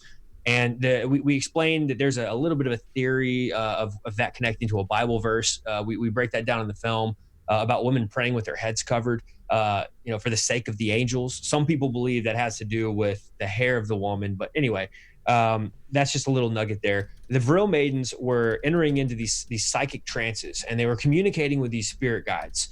And they were you familiar with automatic writing? Oh, yes. Anybody? Okay. I don't know if your audience is familiar, but people, they invite in a spirit guide, different people, and their eyes roll back in their head, and they just start writing things. They're not even looking at the paper. They're just, doing a Stevie Wonder. And what happens is they end up with like some crazy documents that have to be decoded. And in one instance, Sigrun, Chad and I believe, and so does Wes, we believe that Sigrun and Maria Orsic were the two main ones in this particular ritual. Timothy Alberino, who's in our film, he doesn't say Sigrun was definitely involved in this. So we're just going to say two prominent members. There's debate which two. Two prominent ladies were doing this ritual. Their eyes are rolling back. They're according to the Nazis' writings, ectoplasm would start flowing out of their mouths. They were channeling. Yeah. They're channeling spirits, and they're automatic writing stuff. Now, what's crazy is that they ended up with several sessions, and they got 2 documents. And 2 different languages. Yeah, they're in 2 different languages, and none of them spoke these languages. And what you ended up with is an ancient cuneiform, and then you end up with some Templars encoded language, like from the Knights Templar. And none of these people in Nazi Germany knew what to do with it. They didn't speak the languages. And again, this goes back to them traveling the whole globe, the whole world. It took them years to decode it. But they didn't even know what languages it was. Like it took them years to even figure out what the languages were. Like that's how crazy this was. They finally got them decoded. And what they were 2 pieces of one puzzle in 2 separate ancient non-existent languages practically. What they found out was that they were blueprints to create what they thought was going to be a time machine or an escape pod into the Aldebaran Society. Other people called it and people who are watching this video right now, you might remember the Nazi UFO called Die Glocke, or the bell. And what's crazy about the bell is that that's the same machine. And so the bell, the Nazi UFO, was likely a time machine according to Nazi historians. It's crazy. That's fascinating. Listen, guys, we have our first caller of the evening, and it's none other than my good friend and fellow researcher Thomas from True Reporting. Thomas, you're on the air with Justin and Chad. How are you, buddy? I'm good, man. Can you guys hear me good? Yeah, what's up, bro? Yeah. This is really, really interesting. Kind of mind-blowing, to be honest, because I love this kind of stuff. So I talked with Red Pill off air a little bit, and you were talking about this has to do with the hollow earth. And we had all those, the earthquakes and the volcano eruptions in the Philippines. And a lot of the smoke that was coming from the volcanoes, there was a lot of matrixing in the clouds. A lot of them very evil faces. I tried to get the faces as the background to the green screen, but I couldn't find it. So if you don't know what I'm talking about, but it reminds me It reminded me of the face that we would see on 9/11.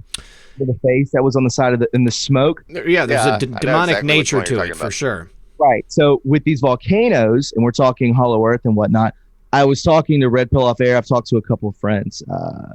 Shout out to JC Parker 369. Follow him on Twitter. I was telling him that that what if this is like good expelling like demonic entities, like these faces of like gnarled, like evil. They're so, you wouldn't even have to see them like outlined. The face was so portrayed perfectly. Like you don't even have to look at it hardly and be like, oh my God, that's a face. I wonder if like these things are being expelled from Hollow Earth, these entities out into just off of our realm. Is that, what do you think about that? Anything with that, or it's all speculation? But I got a crazy theory for you. Chad might have his own. I don't know. But the Bible says that there's some of these fallen angels that committed the original sin, having sex with women and creating these Nephilim, right? And they have been punished. You see, like not all, remember I said earlier that not all the fallen angels were guilty of that same crime, right? And so the ones that were, if you go and you read the book of Jude, which by the way, it's like one page, it's a short book in the Bible.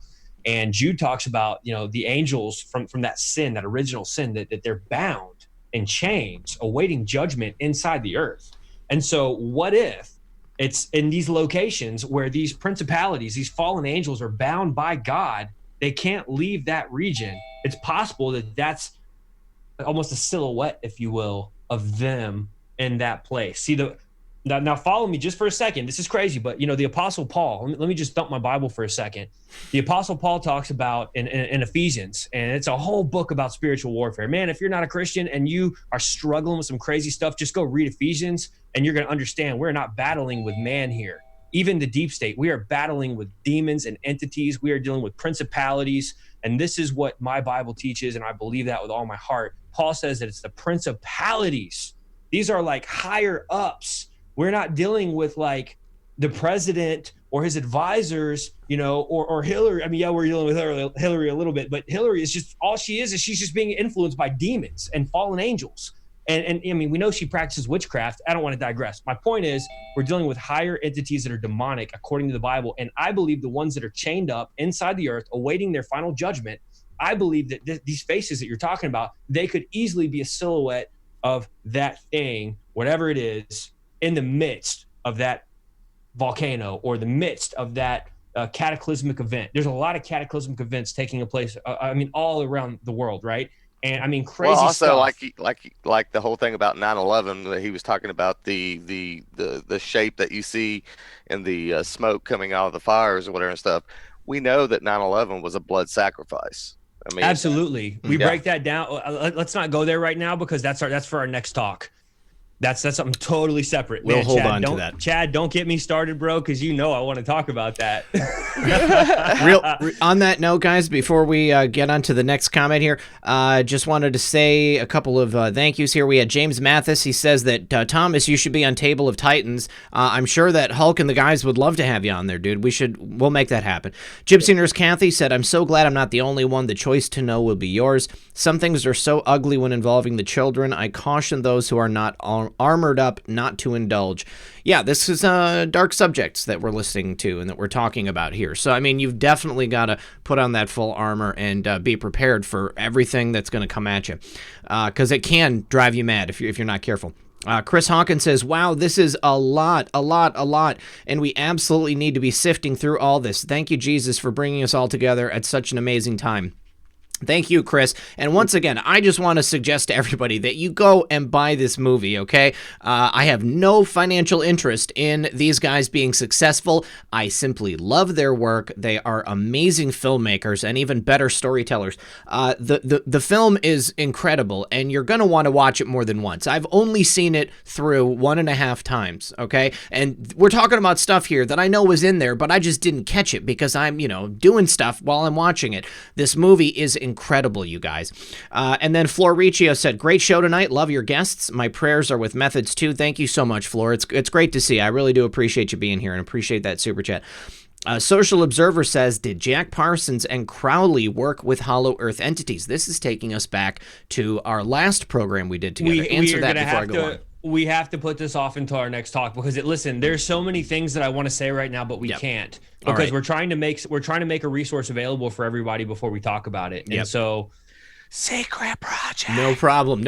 And we want everybody to be surprised when you guys come back. All right. And I see somebody said, what movies? We're talking about Hollow Earth Chronicles Volume 1 by Fourth Watch Films. And let me the link to purchase the films of these fine gentlemen. You can even go to fourthwatchfilms.com because some people want a DVD because you can share it. There you go. But if you want to watch it like immediately tonight, you can just go to our Vimeo page as well. You can stream it live on Vimeo and HD. There you go. Let's see. Michael Kenny says, do they think the burning of the Library of Alexandria was a side effect of war, or was it the mission to burn it that had a side effect of starting a war? Any ideas there? Oh, boy, that's a can of worms, bro. I know, yeah, I like that. Good job, Mike. Or maybe they just wanted the information to disappear. It's very possible. And then God's Daughter said, are those Nazis or descendants supposed to be still down there in Antarctica? I've heard this before, that there is still an active base there. People are living there, and they're just living secretly.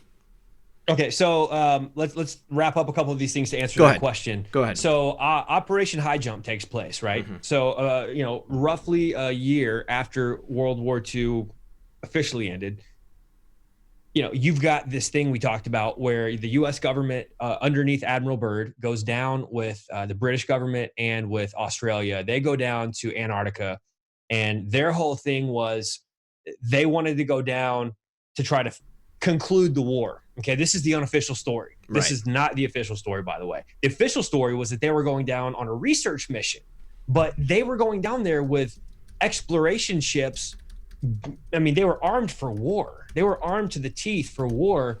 There's so many people and supplies and tools of war. I mean, like ships and planes, everything. Yeah, and matter of fact, Chad did a great job, man. Chad, when we were getting our B-roll together for this film, Chad picked out images. He got pictures of every warship that went down to Operation High Jump. And you know what's crazy is that they all didn't make it back. Yeah, quite a few didn't make it back. And then what's really crazy, you want to know, like, here's where the conspiracy gets crazy. So the story is they go down and they're planning this long mission, right? And they get their butts handed to them, and there's stories of UFOs coming up out of the Arctic water and like shooting laser. This is getting into some like that Phil Schneider talk of laser beams that were cutting through the steel beams on the ships. And so we got our butts handed to us. We ended up tucking our tails and coming back really early. And we tell some crazy story about the mission. We just had to cut it short. But here's what's crazy is the USS Pine Island. This ship got removed from the registry. Now, some people have misunderstood what we said in the film. We didn't say that the ship just disappeared like into thin air as if like it got dissolved by alien technology. It literally disappeared off the registry. Okay, which means that the government was saying that like it's not accounted for. Mm-hmm. And I believe what happened was it got repaired. We didn't say this in the film because the film's already 2 hours and 20 minutes of action-packed information. We had to really pick and choose what we put in the film. But USS Pine Island, it's now retired and it's been repaired. After it got repaired, it's now got that new veneer and it's set up now, right, to try to like refute the stories of Operation High Jump. You see what I'm saying? Yeah. So anyway, that takes place. And then shortly thereafter, you've got these UFOs. Admiral Byrd comes back and he tells the government, he says, hey, look, he says, we need to start doing our nuclear testing in Antarctica, because he wanted to go down there and bomb the heck out of whatever was down there, which we believe to be Nazis and, extremely powerful Nazis that have more brain power than anyone in the US government at that time. And so anyway, again, the Nazis had the technology. They had technology they were getting through their channeling sessions, through the Vril Society, through the Wait. You almost missed something. The whole thing after he came back and was wanting to go down there and start dropping nukes, that's when, right after that happened, that's when the White House got buzzed by the UFOs. Well, we mentioned this earlier, the 3 UFOs that fly over the Capitol. And what's crazy is that they fly in a Luftwaffe formation. This is a key. If you study World War II and you study the Nazis and their tactics, they had a very specific flight pattern called the Luftwaffe. You can Google this. And it was very specific to them. Like, you didn't see this with other armies and other, intelligence. Nazis did this. This was their calling card. And that's the exact flight pattern that these UFOs were taking in the Capitol. And I mean, here's it's my crazy. question. Here's my question.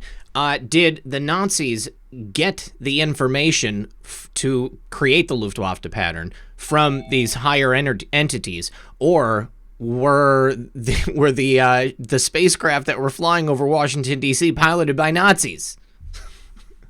I think that there were Nazis piloting the UFOs because the Nazis had technologies.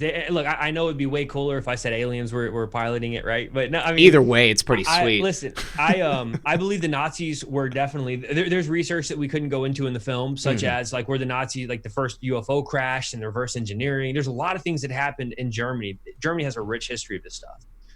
But it wasn't they were doing test flights in 1939 in Germany. But 1919.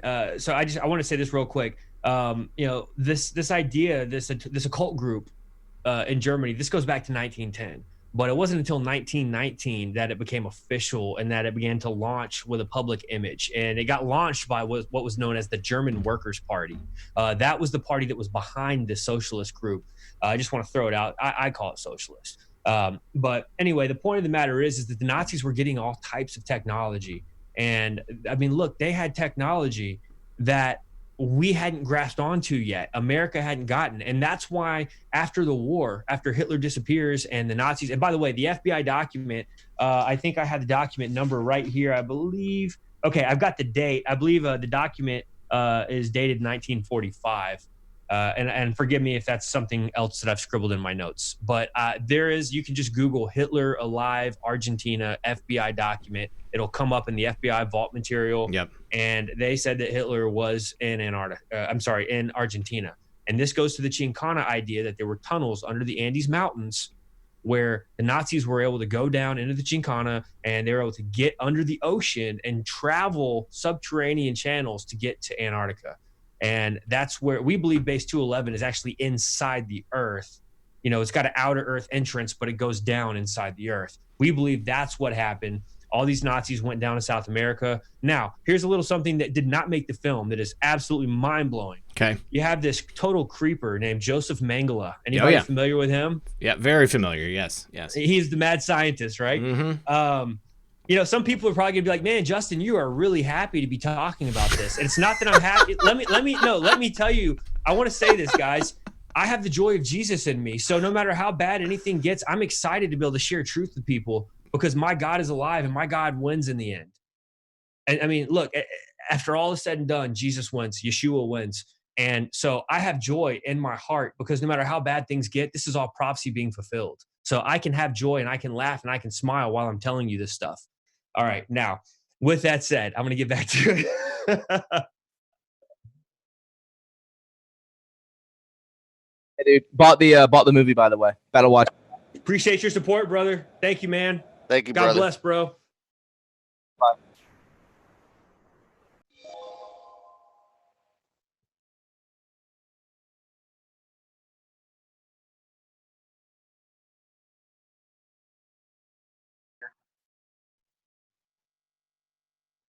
Okay, so let's see. Where was I? Joseph Mengele.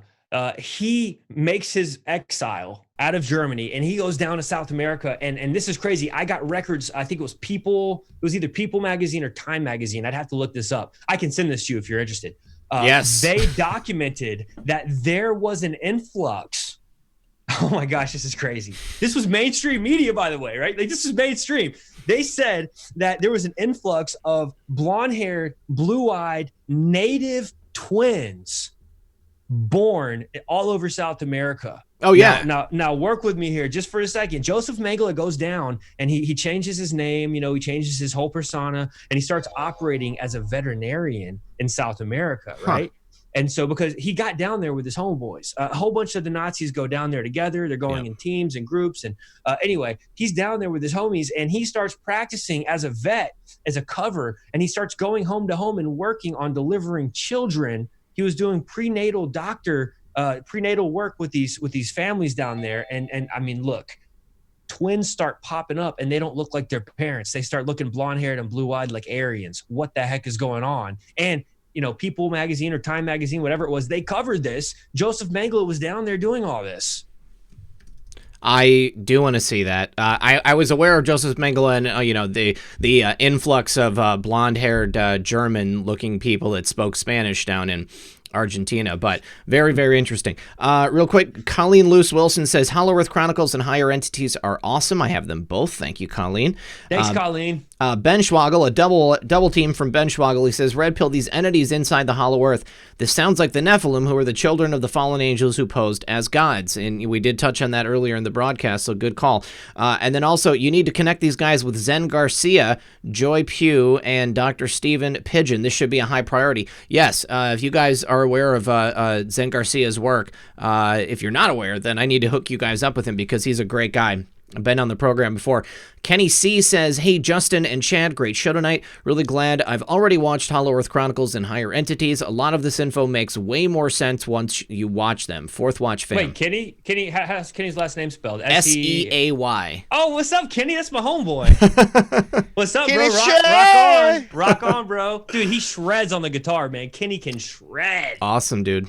Then Ben Schwagel said, also with Aaron Moffat. Yes, I'll put you guys in touch with Aaron Moffat. And the faces are dead Nephilim giants from the flood. Mud fossils. The ancient trees are legit feet and ankles. Playford Dunham says, great show, Red Pill. Where we go one, we go all. Prayer for methods. Thank you, Playford. Then James Mathis says, I meant Red Pill and True Reporting. Yes, definitely. I'll be on Table of Titans again for sure. Love those guys. Dana, if you wanted to say a prayer for methods, just call in. We're only going to be going for so long, but please, I hope we can get to you. Chris Hawkins says, amen. And then Floor says, RP78, love this type of topics. This is what they should have taught us in school, not the liberal brainwashing crap they are feeding our kids. Facts, not feelings. And hey, Thomas from True Reporting. Yes, Floor, I love these kinds of subjects too. There's only so many interviews I can do a month, though. So definitely, that's why I said I want you guys for a full weekend if we can swing it. But okay, did you have more that you wanted to say on Mengele Well, I wanted to kind of connect a couple of dots here because the United States government.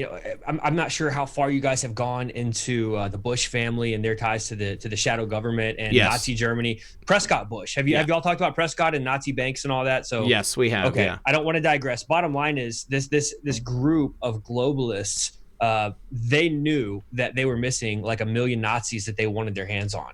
I believe they wanted to bring them to America and employ them. They didn't want that because they had other plans to go down to the Arctic. Mm-hmm. And so what they do in return is they say, okay, well, let's go ahead and drag the net in the ocean and pick up the next best things. And so they bring over, there was debate. I said a certain number and then Alex Jones was like 30, I forgot, but like 30 to 35 plus thousand, I believe it was. I'd have to check my records. A big number comes over here with paperclip. Our government employs them, sets them up, takes away any type of war crime status, for these guys because they're now working for the federal government at high levels. That's about 39,000. 39 is what you got. Yeah. There's debate in there, but we do know it's a lot. And 30 to 40 grand, that's a lot of people. The reason I bring this up is because right then and there, our government had some major changes that took place. You had the creation of the space program. All that NASA was the continuation of the Nazi alien space program that was going on over there, which the technology they received was coming from higher entities. And now they're bringing that over here with Werner von Braun. And I know someone's going to try to correct me and say it's Werner, but it's actually Werner in the German tongue. Right. Werner von Braun comes over and he's like, yeah, we're getting our information from them. He points up and he looks up. We've got records of him admitting that on record. So the other thing is the pharmaceutical industry starts booming over here. Yep. Okay, what is this? These are like men in a lab somehow creating magic pills. I mean, it's like, where do you get this information? Did you just wake up one day and pull a recipe out of your butt on how to make these drugs? Well, I mean, A.G. Farben, Bayer, that's a German country, and I would imagine a lot of the brain power from Germany came over that would have been involved in that industry too. It was. And listen, I'm not here to accuse people or make anyone feel guilty, but the pharmaceutical industry literally thrives on people's demise. Yes, it does. Okay, pharmaceuticals, what they want to do is they want to hook you for life. They want to have you as their slave to where you have to take their pills on schedule every day for the rest of your life. And while some people need certain drugs, that's not my business. My point is that this was something that the Nazis created. I believe that the pharmaceutical industry it got handed down from the higher entities how to create these drugs, these synthetic drugs. And what's really crazy, and we might have mentioned this, I don't know if I mentioned this here or if I mentioned this on SGT report, but in the last days, it says that Revelation says this in Revelation, that men will not repent of their sorceries. And the word for sorceries is the Greek word pharmakia or pharmacia, the Greek word for pharmacy that we have today. So we know that that's going to play a major role. And I believe that part of that being fulfilled was bringing the Nazis over here to boom this major global pharmaceutical craze, if you will. And they created crystal meth. Yeah, they did. Crystal meth came from the Nazis. It absolutely did. Methadone. It's crazy. The Nazis would stay up for weeks, 3-4 weeks straight on methadone. It's unbelievable. Yeah, no wonder they were such psychos. All right, we're going to bring in the next caller, Barry Divine 77, good friend of the program. Barry, are you there? I'm here. Can you hear me? I can hear you just fine. Yes. What is your question or comment for the boys from Fourth Watch? Oh, I'm just so glad they're here again. I loved the last show. I watched them on SGT, and it's just so fascinating. Yes. I did have a little bit of a question. I mean, I have your website up. I kept meaning to watch the movie and, get redirected really easily when so much stuff is going on. My question is, if you buy the DVDs, do you get like a free Vimeo watch, or do you have to do both, pay for both? Unfortunately, the way that it's set up, we had to set them up separately, and we don't really have a whole lot of control over Vimeo. I should probably just go ahead and say this. Vimeo, we pay them an annual fee to handle all of that. It's kind of oops, am I there? You're still here. Still okay. Accidentally hit my keyboard. Sorry. We don't have a whole lot of freedom in setting up like a cross-platform promo. Unfortunately, I am sorry. Okay. We've talked about it. We just don't have a way of doing it because Vimeo kind of has a wall set up for doing cross-platform. I do apologize though. No, that's fine. I just wanted to ask real quick before I went and purchased, I want the DVD because I want to be able to watch it over and over and show people, you know what I'm saying? But I'm dying to watch them.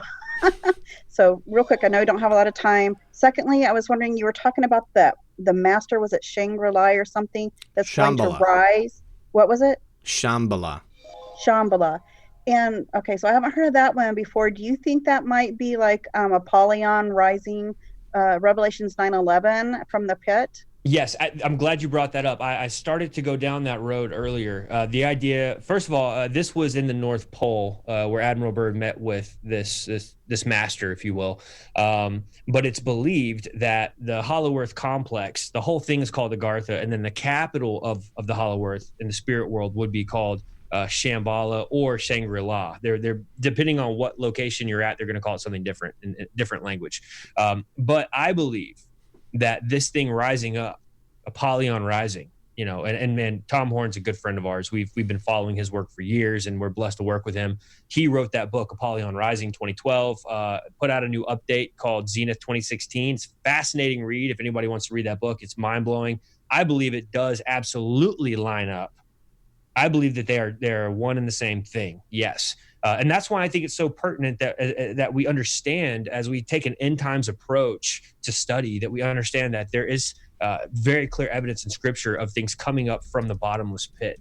And there's also a lot of people that believe that is going to tie in with CERN as well. They believe that with the whole D-Wave system, that they are going to be able to dial in and basically cause the angel to come down and basically open the bottomless pit. They believe CERN is situated exactly where it's at for a particular reason. The Temple of Apollo is supposed to be smack dab right in the middle of where CERN is located. And they believe that the abyss, where the angels that are in chains right now, they believe that is where they are at. You've got various entities that are chained up inside the earth, according to Scripture. Two of them are mentioned specifically. I believe there was two mentioned being beneath the Tigris and the Euphrates River. And another thing that we find out that's very fascinating with this is that the Indians, if I could just go here real quick, the Indians, and when I say Indians, I don't mean Native Americans. I mean the Eastern Indians.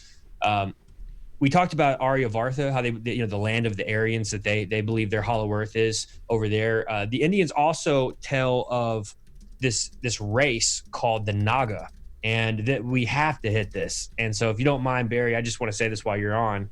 Sure. This is crazy, because there is references in scripture about Satan being a dragon or a reptilian. It just depends on the language and what the words you're looking at. But, there's always this snake, dragon, reptile connection with Satan.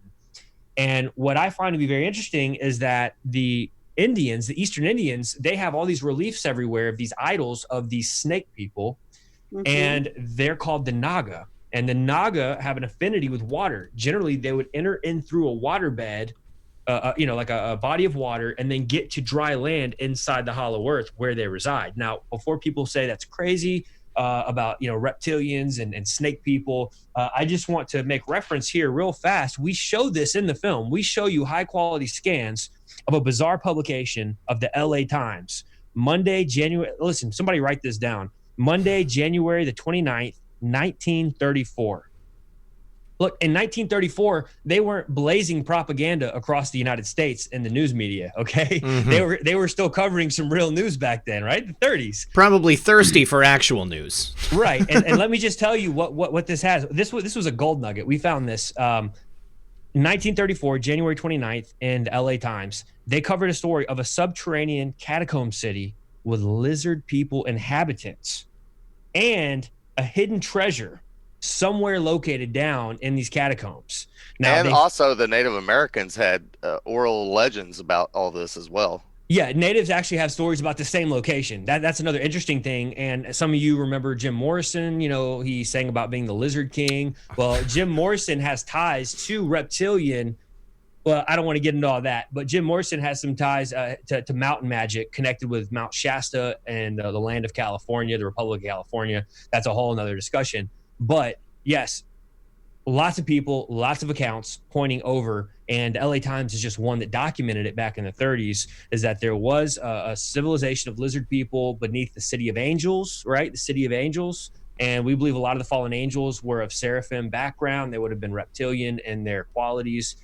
Again, when you read some of the descriptions in the Bible about angels, if you saw one in its natural form, you'd probably freak out. It's things that we can't really fathom while we have this flesh suit. That's why the Bible says that all creation is groaning. We are groaning until Christ literally takes us and transforms us into our glorified bodies, because we are now constrained in this place. It's not our home. And so I understand that. I think every day I understand it a little bit better, right? But the thing is these reptilians show up in all these cultures, but the LA Times covered that there was a reptilian city underground, and they showed a map of it. We show the maps in high definition on screen.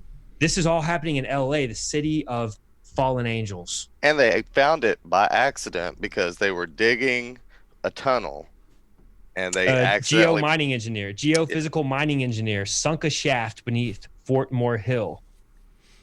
That's incredible. That's the official story. And I believe that's the true story, because in the 30s, I don't think they were, they didn't have necessarily the same agenda they have today. Oh, no, they're probably like mind blown. We have to get this out there. Well, Barry, listen, I want to thank you for your call. I want to try to get to just a couple more before we run out of time. So thank you for calling in. Thank you. We'll talk to you soon. Bye-bye. All right, bye-bye. Okay, so let me just go to the next caller here. Next is Aaron, long-time listener, every-time caller. What's up, my friend? How are you? If I was doing any better, Red Pill, I'd be you.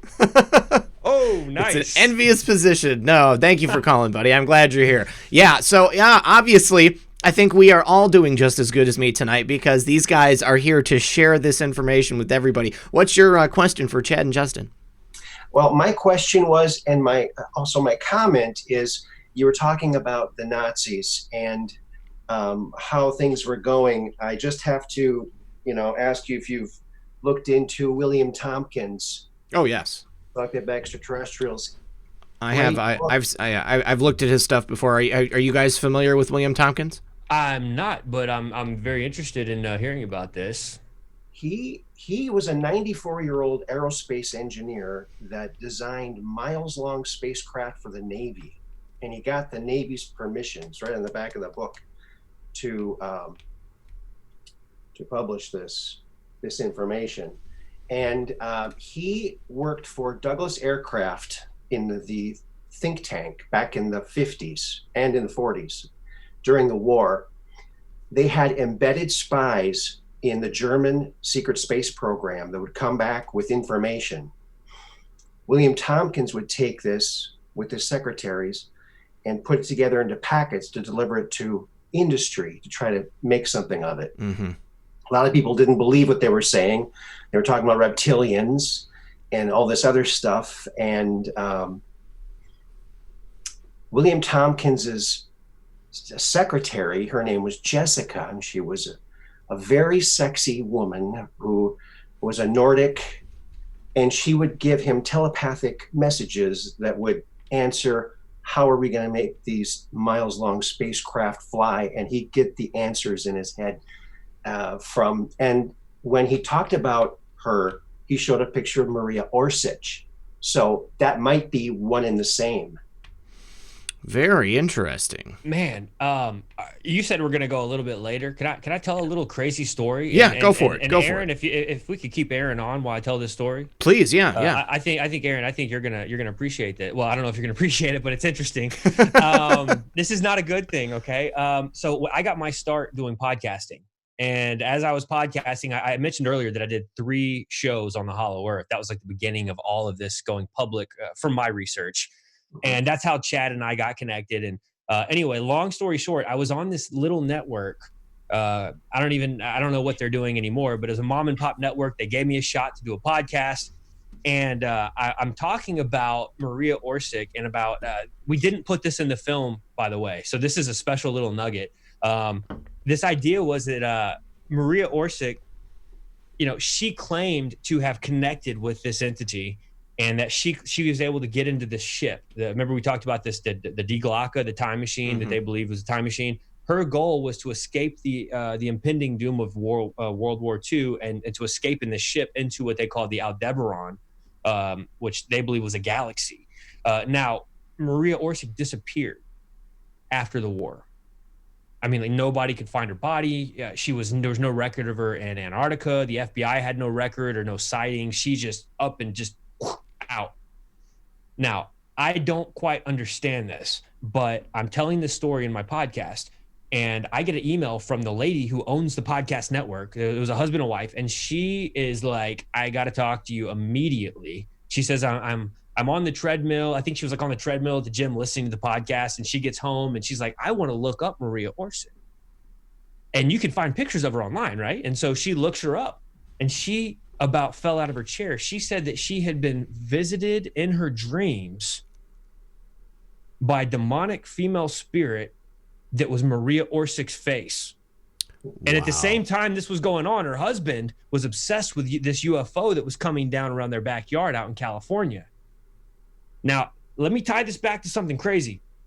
We didn't go here, but the Mayan long count calendar, many people had it wrong. They thought 2012 was going to be the end of the world, right? But the scholars in that religion and those historians, they said it was going to be 2012 to 2016 was going to be a window of shifting where the gods of old, spirits, are going to start returning to Earth. They're going to start returning to the surface. And California is also where, we're going to talk about this portal that got opened by Jack Parsons. We're going to talk about that a little bit more next time we're on because it ties into this other thing. But all this stuff's happening in California. She is living in California while her husband is being like mesmerized by this UFO every night in the backyard. He's like standing out there looking up into the sky like he's stoned out of his mind, like, just gazing. And she's like, I just wanted my husband back. She's like, I felt like there was something demonic with this UFO. Anyway, while this is going on, she's being visited in her sleep by this woman, this glowing white woman. And come to find out, it's a spitting image of Maria Orsich. I mean, stories like this, you'll never hear something like this if you don't ever connect with these people. And so that's one of the things that I've kind of taken with me. It's just kind of like confirmation, almost that like we're on the right track here with our research. We need to keep going. We need to keep doing what we're doing. So I think it's fascinating that at least one person in the world has been visited in their dreams by this entity. And it was scary. She did not like the woman. I mean, she wasn't communicating with her, but she said it was Maria Orsich after the fact. So I just want to share that with you because it's rare that I talk to somebody who brings up Maria Orsich. So Very interesting. Very interesting. Well, Aaron, do you have any closing thoughts, buddy? We've got a couple people I wanted to try to get to before the end. One other quick thing that William Tompkins mentioned was when Project Paperclip brought those thousands of scientists here from Germany, they also brought like 3,000 or 4,000 individuals that the Nazis discovered, these individuals who got these messages to build a spacecraft. And they're like shoemakers and engineers and teachers, and they gather them all together, and they, working slave labor, working for the Nazis to make this stuff. So wow, interesting. Yes. Very fascinating. Very fascinating. Great show. Thank you. Thanks, Aaron. Thank you, Aaron. I'm glad you're here, buddy. We'll talk to you soon. Thank you. Bye-bye. Yep. Okay, so how cool. Yeah, Aaron's always got something cool to say. Let's see, real quick. We had shoot. Okay, so Pat Kelly said my friend's stepmom's father was with Bird and my friend's stepmom's father was with Bird and lived. And Operation High Jump? Oh, man. Pat emailed me, redpill78@protonmail.com. Would love to hear about that. Son of a Green Card said, might take a full week. Let me know what it would take to fund a week of live streams, and we can try to make it happen. I don't understand quite what you mean, but I mean, like, you saying you want to fundraise to help the channel? Just hit me up on email, man, redpill78@protonmail.com. Molda Games, thank you very much for joining and the super chat. Lenore Sullivan said, oh my God, what a show. Red Pill, you got it going on. I couldn't do it without, of course, my wonderful audience and the Fourth Watch Films here. So thank you. Miami Chris said, Satan is a giant crayfish living in the underground springs. See, I just made that up. Okay. I mean, he could be. I don't know. Social Observer says, why do I keep hearing underground booms lately? This is something that's been going on for quite some time. That is actually going to get into our Hollow Earth Part 2. Okay. Well, we'll save that one for next time then. Social Observer, thanks again, buddy. Candy De Leon says, are ley lines in connection with everything you guys are talking about? And yes. The portal spots where things will open up in these mountaintops and sacred areas. Yes, they do Chad, connect to lake lines. What's that? Chad, you there, Chad? Yeah, I'm here. Do you want me to get it? Chad, I don't know how much time we have. Maybe you could give like a nutshell about Cydonia and some of the ley lines. Didn't you done some research into David Flynn and some of the ley lines? Yeah, you got the different parallels. The 33rd parallel is one of the most well known that David Flynn actually talked about. He said that 33rd parallel is where Roswell actually took place, as well as Mount Hermon, where the 200 fallen angels came down. That's all in the same parallel. You also got the 37th parallel, which is known as UFO highway or supernatural highway here in the United States. But there was a French ufologist. I can't think of his name right now, but I've got the Jacques Vallée. No, it's not Jacques Vallée. But he basically plotted every UFO incident worldwide. And then he laid these grid lines across on all the different parallels, and they all fell on one of those grid lines. So, wow. I mean, there's a lot to it. And then on top of that, David Flynn also, in his book, he actually got into the whole thing where if you take the two pentagrams and overlay them, you will actually hit every single megalithic or every single one of these cyclopean megalithic sites worldwide. They all fall within that grid. Fascinating. And a lot of these sites, a lot of these megalithic structures that scientists cannot understand how they were constructed. They try to explain it away. And, you know, we're just now starting to understand. I mean, you go down to South America and you've got these stones that are cut. Some of them have 10 to 12 to 14 sides. And like, they're so airtight without any mortar. And you can't get a piece of paper through them. Water won't go through them. I mean, the technology. Well, not only that, just even the sheer weight and the size. Like when you go to Baalbek, of all the places on the earth, anybody who even wants to argue this, I just say, look at Baalbek, because when you get into the trilithon stones, those are 900 tons a piece. Yeah, and they got brought from. I mean, like a lot of these stones are getting traveled from some other location, and humans couldn't do this. Like, these were lifted 3 stories in the air and stacked so precise, like you said, not a sheet of paper, not a single human hair. But then they got even bigger ones that they hadn't even moved out of the quarry. Yes. You got the stone of the pregnant woman. We're talking like 12 to 1,500 ton stones. But why do we think this is important? Because this connects, because a lot of these structures are right on top of underground subterranean catacomb cities or cities of some type, when you're dealing with subterranean cities. I mean, they're not all catacomb cities, but regardless, you're dealing with underground civilizations from the past, things that were going on inside the earth that are directly located beneath these megalithic structures that are directly lined up with ley lines. I mean, there's a connection here. I'm going to bring in AOC next, but it makes me think about, wasn't it Turkey where some guy was like trying to dig into his cellar and then he went down into a lost underground city? Darren Kuyu. Yes. That's only 1 of 200 underground cities in that area of Cappadocia. And that's the thing, is these cities are so massive underground. They go about 13 to 14 stories underground, and they could hold up to 20,000 people apiece. Mm-hmm. And there's 200 of them. But wait, where was the accidental discovery of, I thought this was in Russia somewhere, the accidental discovery of a satyr? Like the bones, the remains of a satyr fully intact. Yeah, that was Russia. Wow. I wasn't sure if it was Russia or Crimea, but yeah, accidental same discovery. I mean, now it is. Okay, AOC, you're on the air. What's up, my friend? AOC. Oh my God, this is the best show. Mind blowing, right? I one after the other, and a lot, quite a few things that some I have some sort of interest in, but I don't even know where to start now. My mind's been so blown. But let me ask you guys a question.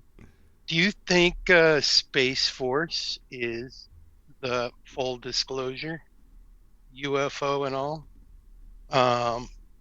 For one, and also I grew up near Shasta, and everybody's heard of stuff going on in Shasta. Saint Germain, Yes, is popular in there, Violet Flame kind of stuff, and growing up near there, in actually Parsons was the family that settled that area north of Shasta, oddly enough.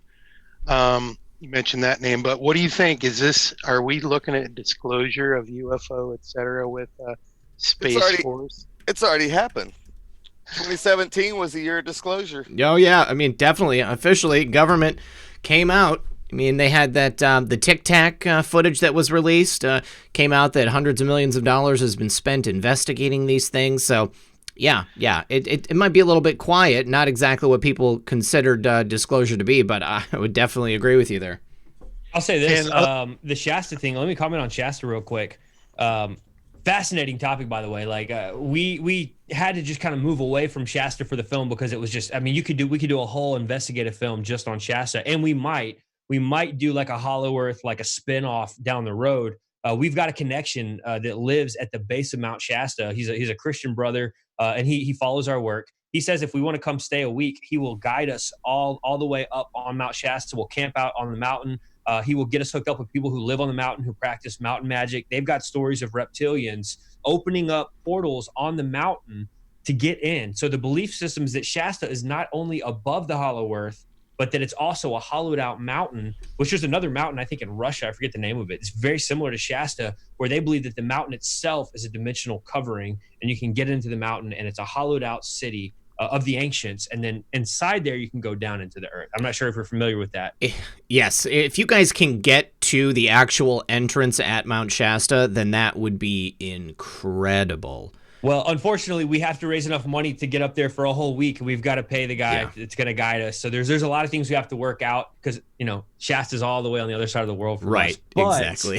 It is a possibility. Listen, though, it is a possibility that we're going to do a special Shasta exclusive film. I don't know yet. That would be great. All right, and AOC. One more question. Just is Elon Musk a good guy or a bad guy? What's up with all these damn tunnels? And and the White Rabbit from Google Earth View, the White Rabbit in North Korea, it's a SpaceX site. Is that part of underworld demonic shit or what? I don't know. I don't know 100% about that, but I will comment on Space Force really quick. Back in 2014 or 15, I can't remember. I was doing some research on NASA. NASA had put out some articles about they had located where certain portals are in outer space. Now, my flat Earth friends are going to get upset with me because they don't believe in outer space. But look, space is out there, and we can't deny it. There is something going on up there. Matter of fact, the fallen angels came down from up there, according to my Bible. So NASA says that they've got satellites in place, and that they have located the specific portals, and they're monitoring these portals. Now, these are interdimensional portals. NASA they admitted this. They are finding these portals, they're documenting them, and then they're trying to create algorithms or trying to read. They think that they're doing opening and closing on their own algorithm, right? Now, that connects to all of this because you've got CERN working underground, opening portals, You've got NASA trying to monitor when the portals in space are opening. And this is all lining up with the idea that the gods of old are going to return through these portals somehow. And I'm sitting here just thinking, wow, what a crazy time to be alive. Because, I mean, the natives, like we talked about earlier, the portal opening up in the sky in the Four Corners area and the reptilian coming down. I mean, all of this crazy stuff, it's now being confirmed even further. Things that we would have called myths and legends, they're now being confirmed by NASA, who's going and doing all this crazy, ungodly business in outer space. I don't know what they're doing up there, but they're admitting that they found portals and that they want to be right there when they open. So I think that's kind of interesting. And look, Space Force, I mean, they've got to be involved in this. Yeah. Well, it's going to get biblical, right? Yeah, it already is. Promises made, promises kept. Yes, sir. We're there. All right. Well, God bless y'all. Occasional God bless you Cortex, too, bless you as well, and thanks for calling in, bud. All right, ciao for now. We're gonna get to one more call, you guys. We're going on 12:30 here, so want to say thank you to everybody for such an incredible show tonight. Especially thank you to Justin and Chad. Tanette Booth said this topic deserves much overtime. Thank you, Red Pill. Yep, we're going for about a half hour over. Social Observer wants to know if there are good reptilians. I don't know about that. I'll be a little ballsy here and make a statement. We have to understand that this goes back to what I said about angels earlier. There are good angels and there are bad angels. Mm-hmm. The last show we did, I think I gave some statistics from Revelation that there could be anywhere from like 30 to 50 million plus fallen angels. Real quick, before we get too deep into what you're about to get into, let's also define that what people refer to or think of as angels, that's only one type. The angels are the messengers. They look just like us, but we know that there are different kinds. We got the Ophanim, the Seraphim, the Cherubim, archangels, and so on. They come in all sorts of different shapes and sizes. They don't all look the same. So go ahead, Justin. And further than that, just because they might be an angel of a certain type doesn't mean that they're going to appear that way to us. We know there's a story where Abraham is met by these angels and they look like men. We know that the Bible and the New Testament tells us, be careful how you treat strangers, because you could be entertaining an angel without realizing it. And so angels can shapeshift into the form of human beings. And I think they do that more so to keep us from wetting our pants. You know what I mean? I mean, seriously, because look, in the Bible, when angels showed themselves in their full, angel garb, I mean, it was the natural reaction of man to fall down and worship these things, because it's like, they're in awe, they're scared for their lives. And so, I mean, even John the Revelator, who wrote the book of Revelation, he bows down before the angel, and the angel says, no, get up, bro. I'm not the one to worship. Now, anyway, I don't want to digress. Chad made a great point. There are different types of angels. Our research that we break down in Hollow Earth Chronicles, that the seraph angels, the seraphim, that they would have a reptilian type quality according to some of the ancient writings. And I say that because that quality there's different animal qualities mentioned with certain angels in the Bible, things that we don't understand. And quite frankly, if you could see beyond the veil if you could experience all the dimensions, it might make more sense. But we can only perceive and experience so many dimensions, even though science recognizes somewhere between 12 to 14 dimensions, I believe it is. And it used to be 10, but we can only experience so many of them. So when you read about these angels with different faces and, like a face like a bear and like a lion, and I mean, like, it's hard for us to fathom these things, but there are angels that do have reptilian qualities. So absolutely, I think that generally speaking, you've got angels that are reptilian qualities, some of them, and then you have their offspring, which we call the Nephilim. I call them Nephilim. Some people call them the Nephilim. I'm not like that. Potato. Exactly. Someone's going to correct me. They always do. But the thing about it is, like, their offspring would have been reptilian as well. Now, can I say something super crazy right now? Yeah, dude, we've already done it. Go for it. No, this is super crazy. Okay, so back when Obama won his first election, okay, or if you believe he won it or got placed there, whatever, when he got announced as the president in 2008, you got John McCain giving his loser speech, right? Mm-hmm. Now, my brother is my witness on this. He's not sitting here with me, but he's watching in the other room. We're watching this live on cable television. And if you guys remember, this is like, we didn't have a big widescreen. We had like an old like square TV, right? Mm-hmm. We're like standing up, watching it up close. John McCain is giving his speech of, poor me, I lost, but Obama's a great guy. And he says, Obama's already hired me. I'm going to work with him and his campaign and his group. And, he's basically telling people to quit booing for Obama. Because we all know McCain was a piece of crap. Mm-hmm. Anyway, McCain is up there with his wife, who looks like she could be reptilian, right? No, walk with me here. I'm with you. I'm watching the video, and McCain's eyes start to do something. Really? And his pupil turns into a slit.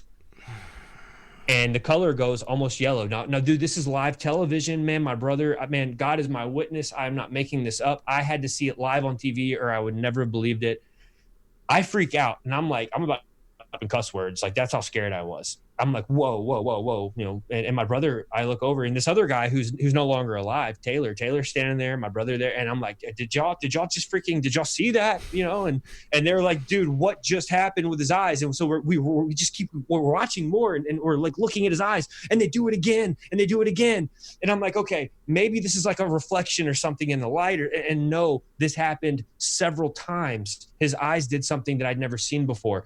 Now, we called my dad the next day, and we told him, we said, look, he was pastoring a church in New Orleans, and we called him. We said, hey, look, we saw this on TV. We don't know what to think of it. And my dad was like, well, maybe he was demon possessed or something. Maybe he's got something inside of him. And, because when people get demon possessed, their eyes do things sometimes, and their voice changes, and their face can even morph a little bit. And so anyway, like a week or two passes, my dad calls us back, and he goes, hey, one of my church members called me up and told me that he was watching the same thing you were watching, and he saw his eyes do something demonic. Wow. And I'm like, okay, so I'm not losing my mind. Okay. I wasn't high or drunk or on any drugs. I was literally just like watching this live on TV. Now, here's the kicker, guys. Everyone watching this, you can go find this speech on YouTube on the official C-SPAN YouTube channel. No one is talking about it.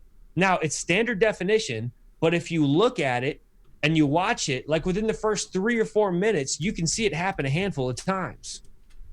Anyway, I just want to drop that out there. And this is also... I'm going to find it and put it in a video this week, guys. Yeah, I mean, you can get the original unedited video by C-SPAN. And the crazy thing is, I'm reading the comments on YouTube, and nobody's saying anything about it. Everybody's either praising him or, talking crap about him. Nobody is watching his eyeballs. Hey, you remember when Hillary was glitching? Oh yeah. Oh yes. The hologram. Oh, hologram. Yes. Hillary. Oh yeah, that was that was so obvious, and she's clearly on a blue screen. All right, well, we got one more caller. Z, you are on the air, my friend. I'm going to unmute you, or rather, it looks like you're going to have to unmute yourself. But Z, are you there? Well, maybe not. Well, we did have one more super chat I needed to say. Jim Focus says, "What about the hollow moon?" Any thoughts? It's a theory. Yeah. There's a theory that the Nazis set up a base on the dark. Okay, I'm sorry. This sounds funny. People are gonna laugh when I say this because like Pink. Well, no, I mean I've seen the movie. That's why. Before the movie came out, right? Exactly. There was a theory that the Nazis had set up a base on the moon and that they wanted to set up a base on Antarctica. And look, I've looked into this, and there are some very crazy things I've seen. I think on weatherchannel.com, of all places, weatherchannel.com covered this Nephilim looking like shape of like a giant alien or something on the moon. Wow. Well, one of the guys that works for Dr. Stephen Greer on the Serious Disclosure, he's actually said that he's seen structures on the moon. And also, you had the one guy who was, I can't think of his name, not Hugo de Garis, I almost said Hugo de Garis. But one of the guys that was in Third Eye Spies, they talk about him, that he basically was, he was remote viewing these things on the moon, and he said that he got scared because they were watching him, and he said that he had to cut the connection. Like, I want to just go on record to say that, I don't believe we landed on the moon in 1969. Okay, I believe that was shot on a Walt Disney sound studio. I believe, all the footage is fake for sure. Yeah, but I do believe that we have landed on the moon since then. Yeah. Because here's the deal, guys. And for people out there, like for my flat earth friends who just think everything's a lie in outer space, Australia doesn't exist. Listen, I want you to know that the technology that we are getting it from higher entities. We are getting it from the fallen angels. And I believe that the closer we get to the return of Christ, the Bible says that men's hearts are going to get colder and colder. We're going to wax worse and worse. Man is going to get more evil, and they're going to be deceiving people and getting deceived even more. So here's the thing. As we get closer to Christ's second coming, I believe that the fallen angels are going to be given more power on the face of the earth, and they're going to be able to share more technology with mankind. And I think that this lines right up with the prophecy out of the book of Daniel, where he says, in the last days, in the latter times, man is going to run to and fro on the face of the earth, and knowledge is going to increase. The internet itself is a provision of that knowledge increasing. I believe that the technology we're getting from the fallen angels, or alien tech, if you want to call it alien tech, that's totally cool. I believe that technology has allowed man to land on the moon. I don't think NASA is showing us that real technology. Right. I think they're hiding it, and they're showing us stuff to create conspiracy theories. Like these shots of like random cables just hanging out. I'm like, dude, when I was in like 10th grade, my dad had a cleaner office with his computer cables and that. The moon lander clearly was made out of tinfoil and stuff. I mean, like they said that if you dropped a screwdriver while you're on the moon lander, that it would be enough for it to fall through. And if that was the case, then how is it supposed to be pressurized? It's just, it's... But you see, they're showing you things. They're showing you the things to cover up what they're really doing. Exactly. And so I think they've got the technology. Absolutely. So if they have, if they were able to go and drill into the moon or whatever, I don't know. But I can tell you this, they have shown pictures. Weather Channel has shown some pretty interesting pictures of things on the moon that look to be creatures. Oh man, it's wild stuff. You got the one guy that was part of Skunk Works that said we have the technology to take ET home. Mm-hmm. Yep. Real quick, guys. Chris Hawkins says, my ex-father-in-law was in the Hanoi Hilton with John McCain, and he was known for giving info to his captors for special treatment. Not the first time I've heard that. Hater Proof says, ask them if they know about nictating eye glands. Do you guys know what that means? Nictating? Nictating. It might be a typo. Look like lactating. Lactating? I mean, I'm familiar with lactating, but I don't know, nictating. Filled with Hope says, Google McCain eye slits. Looks like somebody already did it. Okay, we're going to do that, guys. But Z, if you're not there, buddy, then we're going to close out the show because I've got to walk these dogs and get some dinner and stuff. So listen, guys, I just want to say thank you very, very much for coming here tonight. I cannot wait until the next time you guys are back. Anything you want to leave the audience with? Hey, I just want to say thanks again, everybody, for tuning in. Thanks for being cordial with us. I know some of this information is hard to chew. Thank you guys for all your support. fourthwatchfilms.com, all spelled out, FOURTHWATCHFILMS.com. See, like I don't even know. Fourthwatchfilms.com. It's almost midnight over here, and I've been up all day, so I'm a little out. No doubt. Well, I just want to say thank you once again to the audience. Over 4,300 viewers for basically the entire time we were on the air, you guys. Please do make sure that you like and share this video. If you are not already, consider subscribing. If you are subscribed, please consider turning on notifications so that you will be the first to know when I put out a video. As always, this has been Red Pill 78. I am the Corruption Detector, and this was your Red Pilled News for Friday Night Livestream. Good luck, everyone, and God bless.